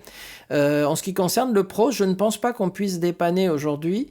C'est à vérifier, je ne veux pas dire de bêtises, mais il ne me semble pas qu'on puisse aujourd'hui avoir accès, parce qu'en plus, il faut toute une série de pièces qui permettent, quand on va décoller l'iPhone, on place l'iPhone sur une sorte de support spécial qui est spécifique à chacun des modèles, et donc le cas du 14 c'est des nouveaux modèles qui permettent ensuite de le mettre sur une presse qui va permettre de décoller l'écran, et ensuite il y a une presse qui va permettre de le recoller pour garder l'étanchéité, et donc ça passe par un système avec une horloge avec du temps. On avait vu les kits de démontage dans iFixit, mais ces kits ne fonctionnent que si on a les supports pour chacun des iPhones, et ces kits on doit les commander chez Apple, et je n'ai pas vu arriver des kits pour 14 Pro, mais encore une fois, je ne passe pas ma journée au SAV, donc il est possible que l'information ait été mise à jour récemment et que je ne sois pas encore au courant. C'est à vérifier, mais en tout cas, les techniciens m'ont confirmé qu'il était très facile de démonter un iPhone 14. Pas un 14 Pro, mais un 14. Mais là, ça va faire 2 mois qu'ils sont sortis. C'est normal que vous ayez toujours pas les outils et les pièces pour faire les réparations? Alors, dans des cas comme ça, c'est le temps qu'Apple mette à nous fournir en pièces, mais les clients peuvent être quand même dépannés dans le cas où, en fait, on prend le téléphone, on le renvoie chez Apple, qui nous renvoie un téléphone soit réparé, soit changé. Mais dans tous les cas, la différence, c'est que si on les dépanne nous, on va changer la pièce et généralement, le client garde ses données, même s'il est prudent et même obligatoire chez nous qu'il ait fait une sauvegarde avant de nous déposer le téléphone. Si le téléphone part chez Apple, quoi qu'il ait, il va être effacé parce qu'Apple ne touche pas un téléphone qui ait des données à l'intérieur. La première chose qu'ils font, c'est le réinitialiser. Ils ne cherchent pas plus loin. Et donc, pour les clients, le fait que nous, on puisse le dépanner, même si ça prend 24 heures de plus le temps qu'on reçoive la pièce, s'ils le réparent dans un Apple Store, il y a des chances qu'ils l'effacent. Hein. C'est parce que c'est leur procédure. Ils ne touchent pas un téléphone qui a des données. L'autre rumeur de la semaine, elle concerne Amazon, qui pourrait licencier 10 000 salariés d'ici la fin de l'année, avec les premiers départs qui arriveraient dès cette semaine. 10 000, c'est environ 3% de l'effectif d'Amazon, Ellie. Oui, et ils en parlaient d'ailleurs aux informations de midi aujourd'hui, puisqu'en même temps, Jeff Bezos a fait une série d'interviews où il a dit qu'il allait léguer la plupart de sa fortune à des œuvres caritatives, ce à quoi les journalistes lui ont répondu, et un certain nombre d'utilisateurs aussi sur les réseaux sociaux, que plutôt que de faire des projets comme ça, pourquoi il n'utiliserait pas une toute petite partie de sa fortune, 192 milliards de dollars d'après les infos de ce matin, pour éviter de virer 10 000 personnes. Ben oui. Mais bon... Ce sont des choses différentes et séparées. Donc, la rentabilité de l'entreprise n'est pas forcément liée à la richesse de son propriétaire, parce que ça, c'est les actions, c'est les cours de bourse, etc. Mais c'est une question légitime. Donc, mais l'information sur les licenciements semble, plus qu'une rumeur, être quasiment confirmée. Ouais. Ça touche la vente en ligne et puis les bidules qui sont concurrents de ce qu'Apple peut proposer, c'est-à-dire les trucs les moins rentables, sachant que le cœur du cœur de la rentabilité d'Amazon a toujours été l'hébergement et Amazon Web Services. Oui. Amazon, en fait, Apple et Google, hein, Gilles, pour être précis. Parce que en fait, Amazon arrête... La concurrence ne vient pas d'Apple. Hein. Non, oui. mais de l'hébergement en large, oui, c'est la partie la moins connue, AWS, mais c'est celle qui rapporte le plus. C'est les énormes parcs de serveurs. En fait, ce qu'ils arrêtent, en fait, c'est les systèmes Portal et la série de montres qu'ils allaient sortir dans le futur et qui ne sont jamais sortis et qui ont été abandonnés. Tu confonds Amazon et Portal, Facebook. c'est Meta, hein, Portal. Tu confonds là, Ellie. Ah, pardon, alors, j'ai mélangé les deux infos, alors. Pardon. A priori, ils n'arrêtent pas de produits chez Amazon, mais non, ils en ont pas. Ils en ont pas mal, hein. Ils en ont pas mal. Non, ils en ont pas mal. Ce qui est étonnant si on compare, c'est que donc 10 000 employés, c'est 3% des employés du total, comme tu disais, Benjamin. C'est étonnant parce que ça montre à quel point cette boîte est absolument tentaculaire. Parce que quand Facebook, Meta annonce 11 000 employés qui vont malheureusement virer, ça représente une portion beaucoup plus grande. On ne parle pas de Twitter qui jusqu'à présent a essayé d'en virer en gros la moitié. Donc ça ressemble presque plus pour Amazon qui a, selon les moments de l'année, entre 800 000 et 1,2 million ou 1,5 million d'employés, à une variable d'ajustement. je m'empresse d'ajouter que je ne considère pas les employés comme une variable d'ajustement, hein, je parle juste en chiffres. Tous ceux qui perdent leur emploi, c'est toujours terrible, mais la comparaison, je trouvais assez intéressante de ce point de vue-là, c'est que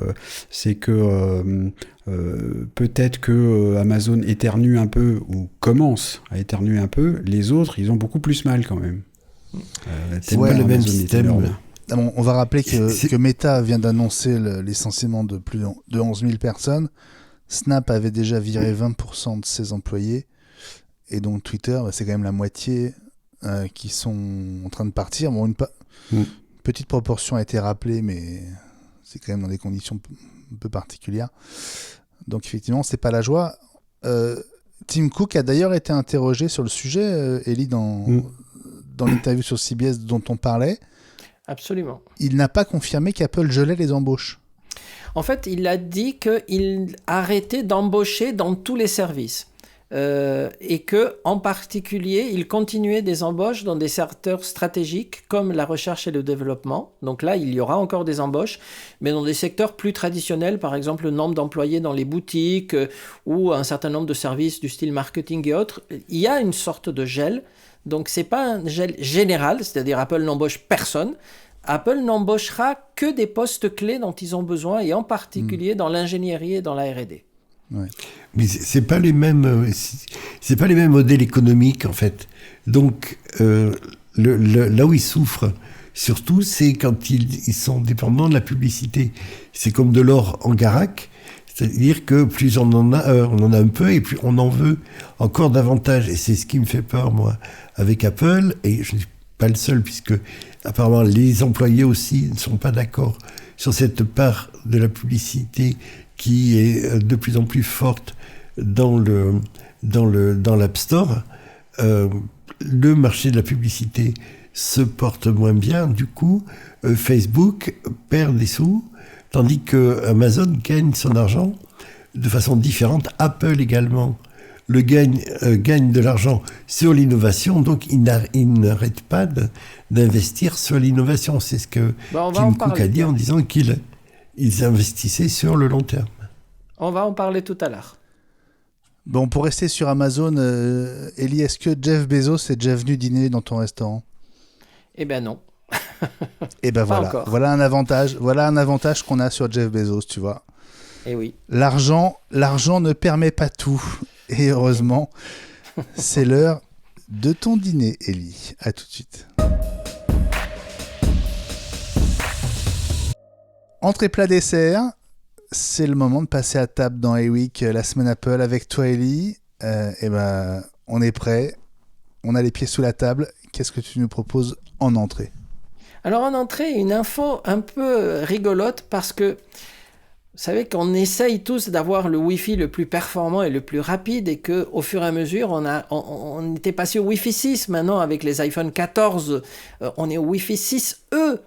Évidemment, nos box ne sont pas à jour parce que, par exemple, les Freebox 6E qui ont été annoncés après tellement d'attentes ne sont disponibles que pour les nouveaux clients. Donc, les clients les plus fidèles que nous sommes ne pouvons pas avoir du Wi-Fi 6E sur nos boîtes. Mais presque ça sert à rien, puisque figurez-vous que le Wi-Fi 7 n'a pas été annoncé du tout, parce que le standard, même le nom Wi-Fi 7 n'existe pas, mais il travaille sur un nouveau standard. Et déjà, un constructeur chinois qui s'appelle Mediatek, a annoncé pour la fin de cette année 2022 une puce qui s'appelle Dimensity 9200, qui, d'après eux, supporte déjà le Wi-Fi 7 qui n'existe pas. Donc ça, c'est magique. Et donc, ils ont annoncé toute une série de téléphones qui vont sortir en Chine, pas des iPhones, avant qu'on soit en Wi-Fi 7 sur un iPhone, bon, pas tout de suite, mais qui supporteront donc ce nouveau Wi-Fi qui a un nom, c'est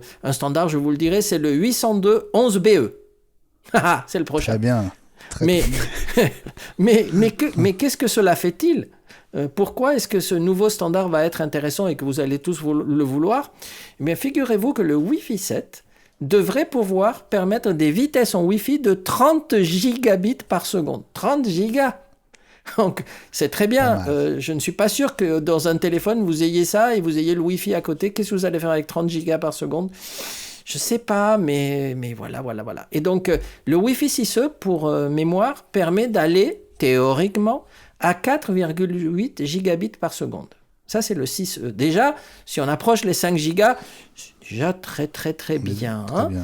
Mais, et en fait, l'article s'empresse d'ajouter que la vitesse moyenne aujourd'hui des téléchargements aux États-Unis en Wi-Fi ne dépasse pas les 200 mégas. Donc, on est loin des 4,8 et alors les 30, donc 200 mégas. Déjà bien, nous, en France, on a de la chance. Des fois, en tout cas, avec nos box et la fibre, on va au-delà allègrement. Hein. Donc, voilà, donc tout simplement, c'est parce que c'est une annonce et parce que peut-être vous allez avoir certains constructeurs de téléphones chinois en particulier qui vont vous dire « Ouais, nous avons le Wi-Fi 7. » Bon, je vous rassure, le standard n'a pas encore été écrit. Mais c'est une info, donc on est obligé de vous en parler. Formidable. Juste une remarque pour Ellie. Même pour le Wi-Fi, 6E, ça fait quand même une belle omelette en entrée. Merci Gilles, merci. J'avoue. Bon, on passe au plat de résistance, Ellie.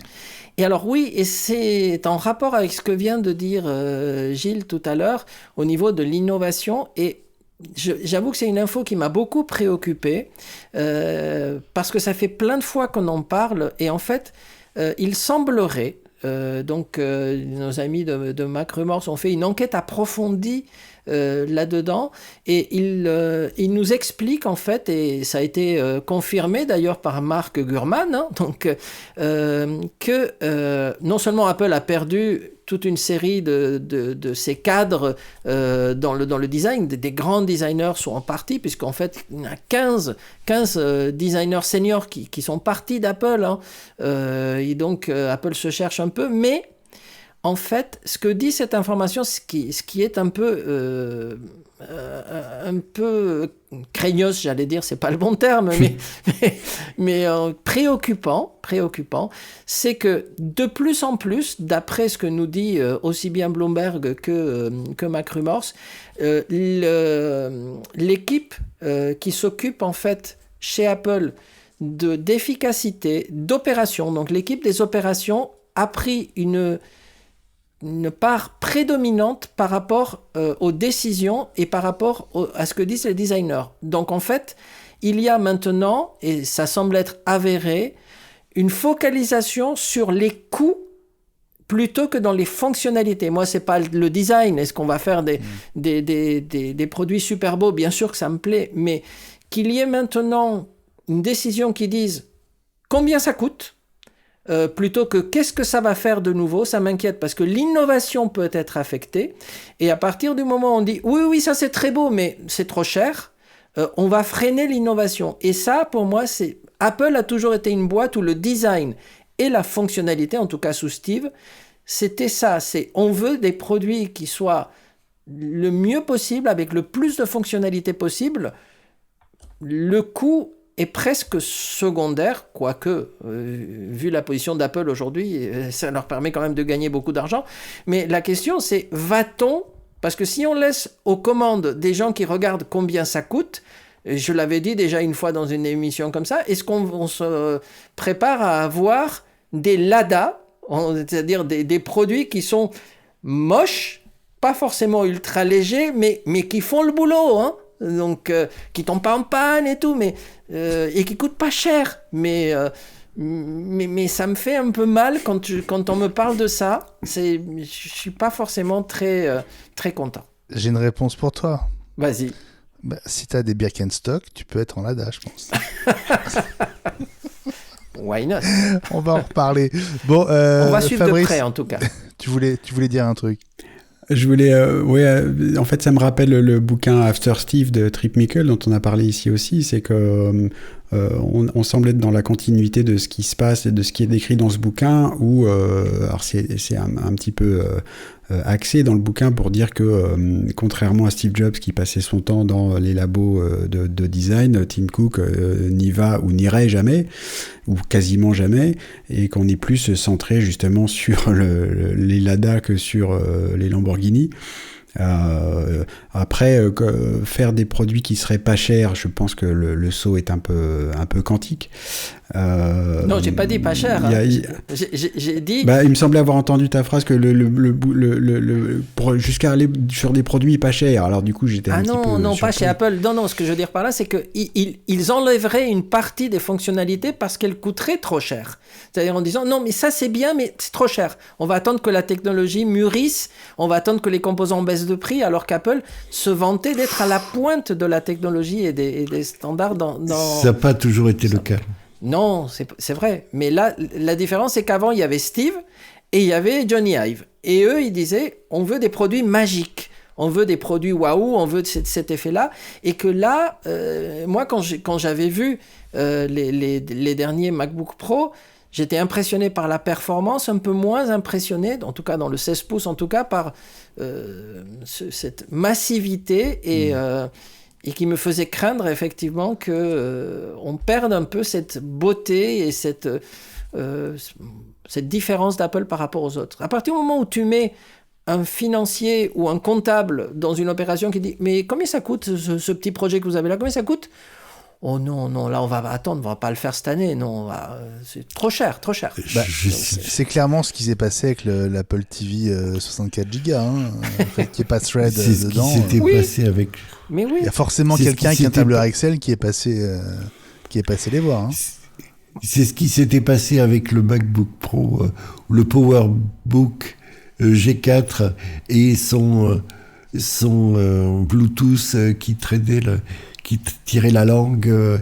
Ça s'est passé également sous le magistère de Steve. Ils ont toujours été très conservateurs en matière de connectique et de composants quand ça les arrangeait. Donc il n'y a pas... Pour des raisons différentes. Il n'y a pas de...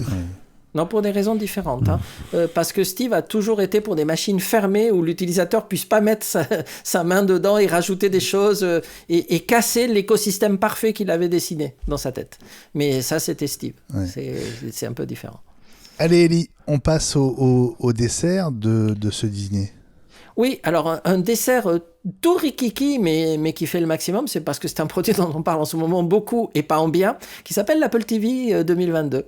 Et donc, dans ces mauvaises nouvelles que nous avons eues dernièrement, par exemple, au-delà de 64 gigas, on ne pourrait pas stocker des choses pour le moment, mais il semblerait que ça sera corrigé, mais pas dans la bêta 2. De 16.2 parce que le bug existe toujours. C'est-à-dire qu'en fait, nous avons, certains d'entre nous, acheté une Apple TV 128 gigas, mais le système ne s'est pas adressé plus de 64 gigas. C'est-à-dire qu'on a 50% de notre Apple TV qu'on a payé, mais qui n'est pas utilisable pour l'instant.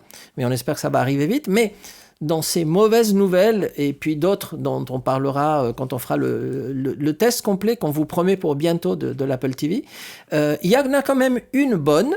Et c'est pour ça que je voulais faire un petit truc rapide mais positif, puisque Flatspanel HD s'est amusé, dit l'information, à comparer les performances de l'Apple TV 4K 2022 avec des tas de consoles différentes comme la Xbox One, la PS5, la Switch, etc., etc.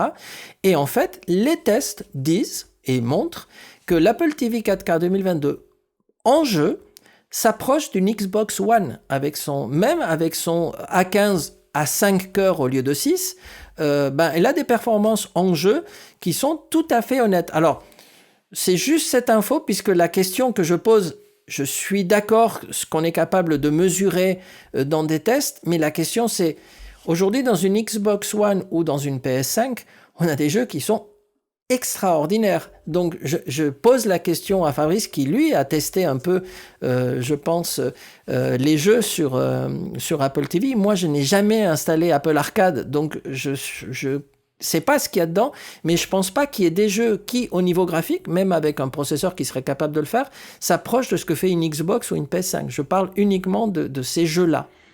Et je m'arrête. Non, alors c'est où sont les jeux, évidemment. Alors, au-delà d'Apple Arcade, il y a d'autres jeux dans l'App Store.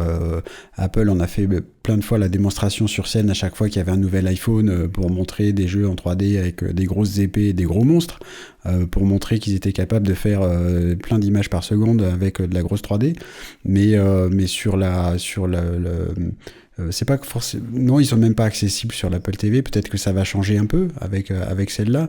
Mais Apple a tellement de retard que moi, c'était ce que j'espérais il y a des années quand j'ai acheté des manettes de jeu pour l'Apple TV, que ça me servirait aussi de console de jeu. C'est pas vraiment le cas.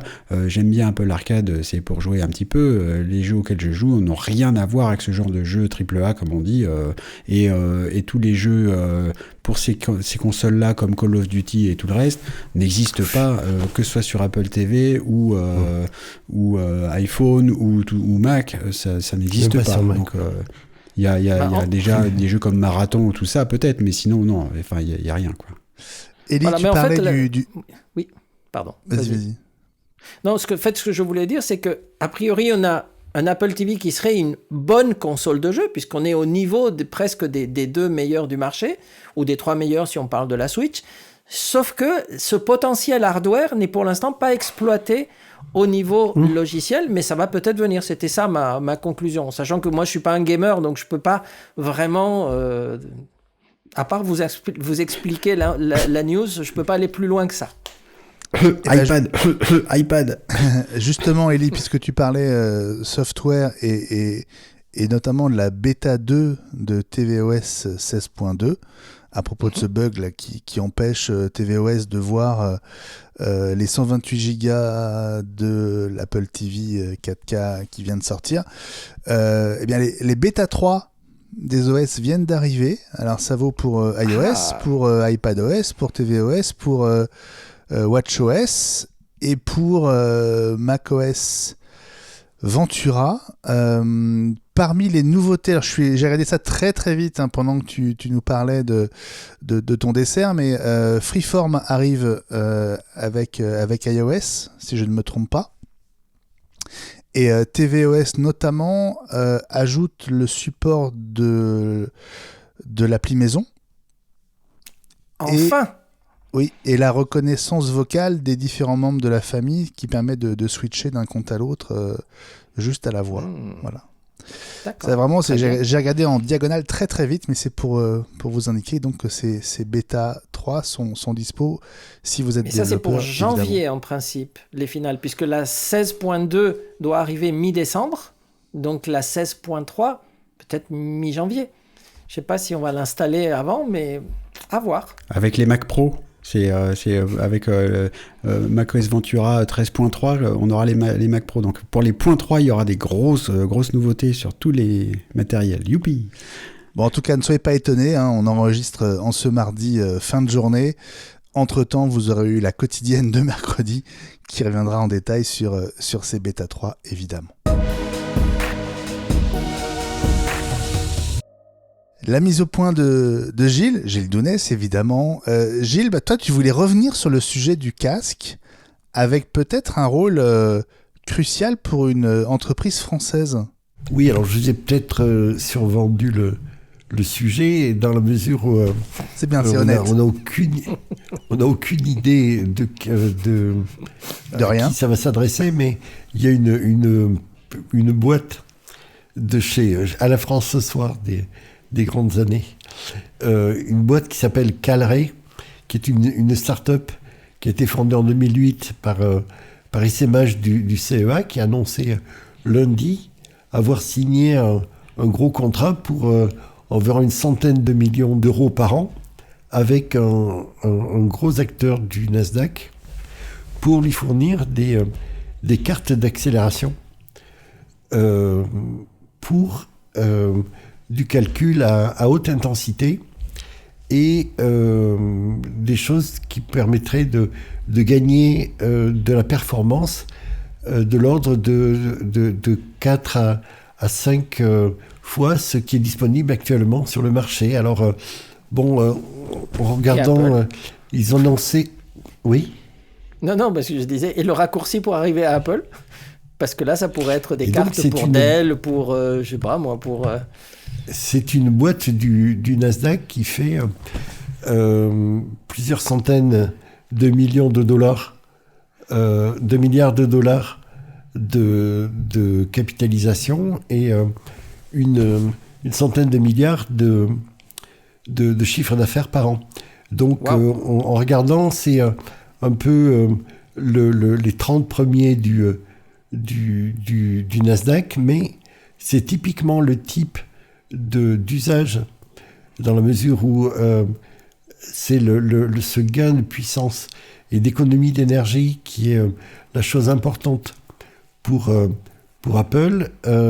Ça peut être soit l'utilisation par Cupertino qui est possible, soit un concurrent. Et si le concurrent c'est un concurrent qui utilise cette technologie-là, Apple va avoir fort à faire, sachant que la problématique du calendrier s'étire, comme on en a parlé, tout au long de l'année 2003, entre le test d'intégration à la solution du client, la montée en puissance sur les pré-séries et la mise à disposition en masse pour la fin 2003.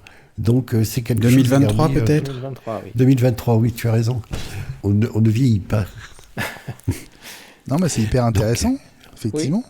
Donc il y a quelque chose à garder dans un coin du radar, sachant qu'on a toute une année pour voir ce qui va se passer. Mais tu es le seul à faire ce rapprochement, Gilles, ou... Je l'ai vu nulle part, ils n'ont pas voulu en parler.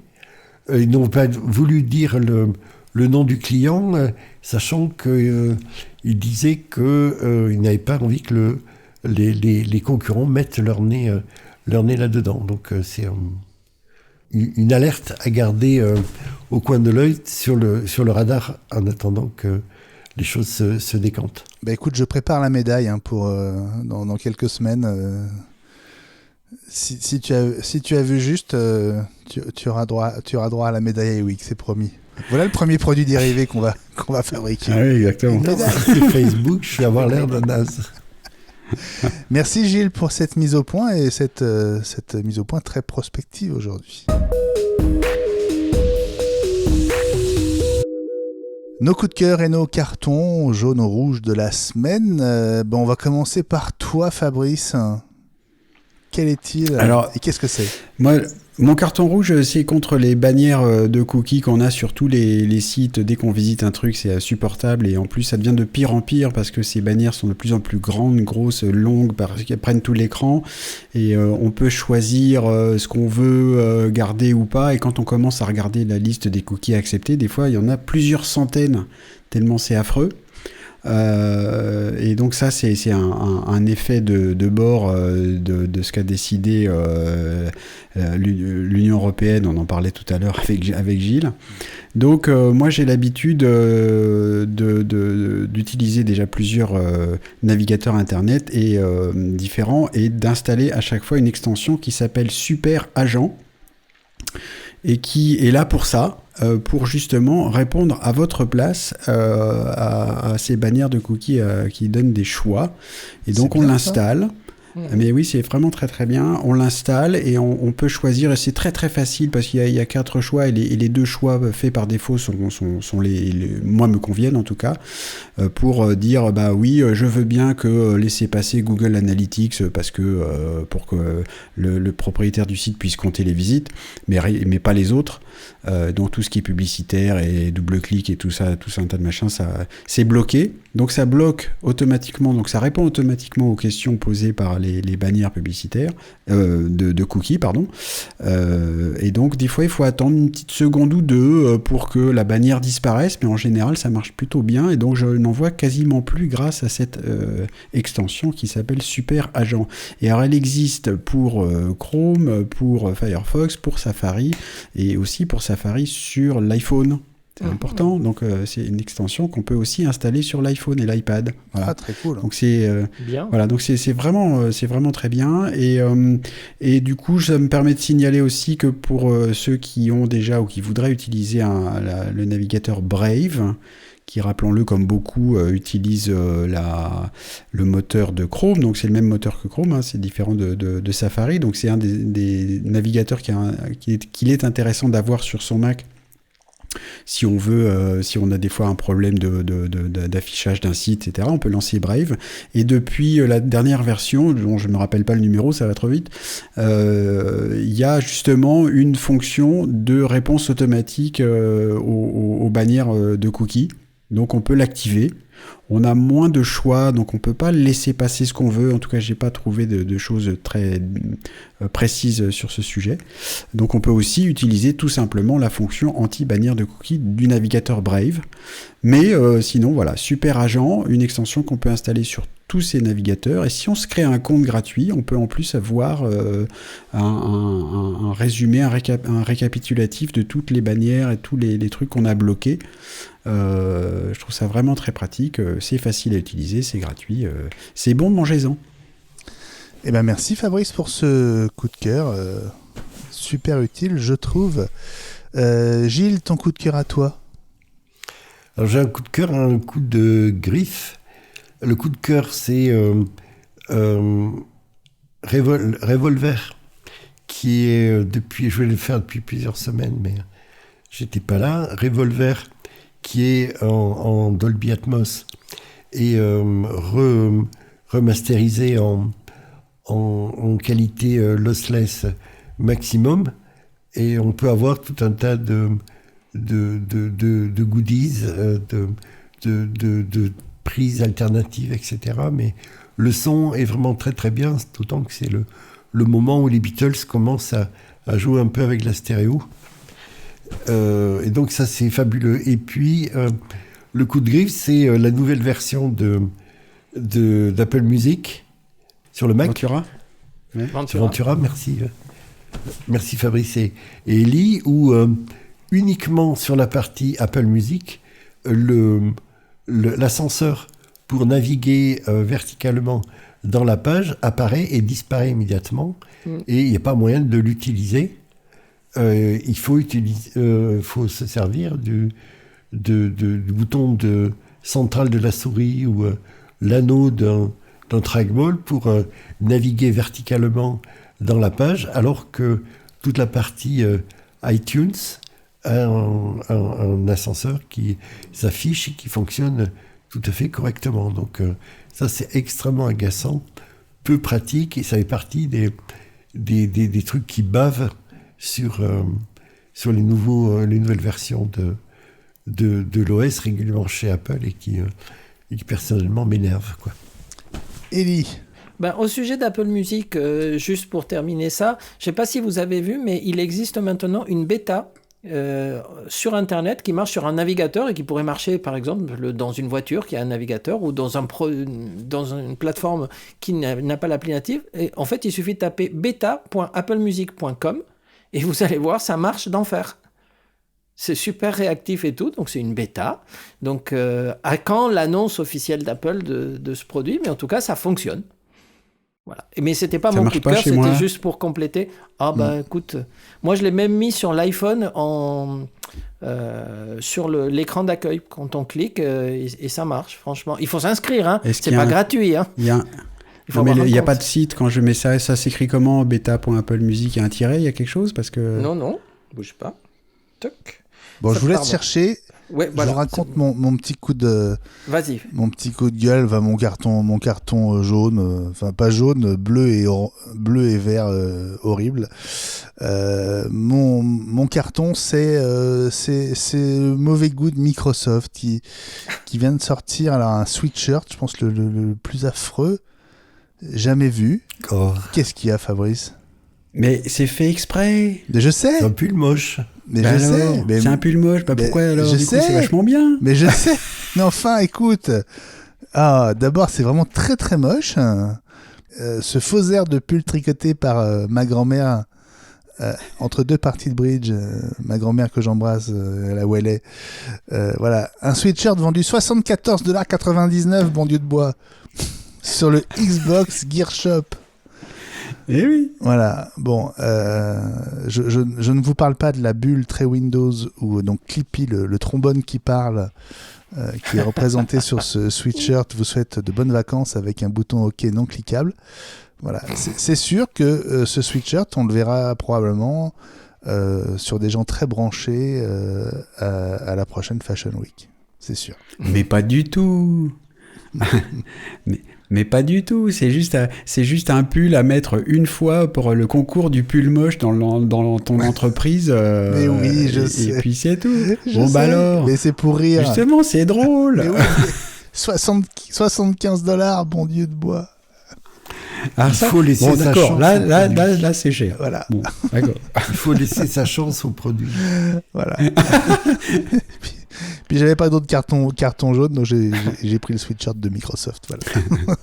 C'est bien. Je voulais revenir sur l'histoire du site web de musique. C'est pas une version bêta du tout, hein, ça existe depuis longtemps en fait. C'est music.apple.com, MUSIC, et en fait ça existe depuis longtemps. C'est plus en bêta depuis longtemps. Je sais pas, moi mon signé c'est beta.music.apple.com, mais. Bah tu peux enlever le bêta, c'est plus en bêta, tout va bien. Ah bah alors, très bien. Ellie, on a failli t'oublier. Bah écoute, moi c'est un petit coup de cœur, une série télé qui passe sur MyCanal, enfin sur Canal+, et que j'ai découvert et qui est, bon, moi qui suis très, j'aime bien les séries comme ça, avec des beaux décors et tout, et ça se passe à Versailles, et en fait ça s'appelle Marie-Antoinette. Et en fait, c'est l'arrivée à Versailles de Marie-Antoinette. On sait comment ça finit, hein, mais là on ne savait pas forcément comment. Oui, il y a un raccourci. Oui, comment c'est arrivé. Et en fait, l'actrice, elle est incroyable. C'est Marie-Antoinette très jeune. Et c'est une série assez dynamique. Et ça me fait rire quand je la regarde. Et il y a les 6 premiers épisodes qui sont sortis. Il en sort un tous les lundis. Et c'est très bien fait. Les décors sont évidemment assez fabuleux. Et il y a tout ce protocole de la cour de Versailles, des rois et des intrigues, etc. Et moi, j'aime bien ce type de série. Et donc, voilà. Donc, je la conseille parce que moi, ça m'a bien amusé jusqu'à maintenant. On va t'offrir la série des Angéliques, Ellie. Bah, pourquoi pas.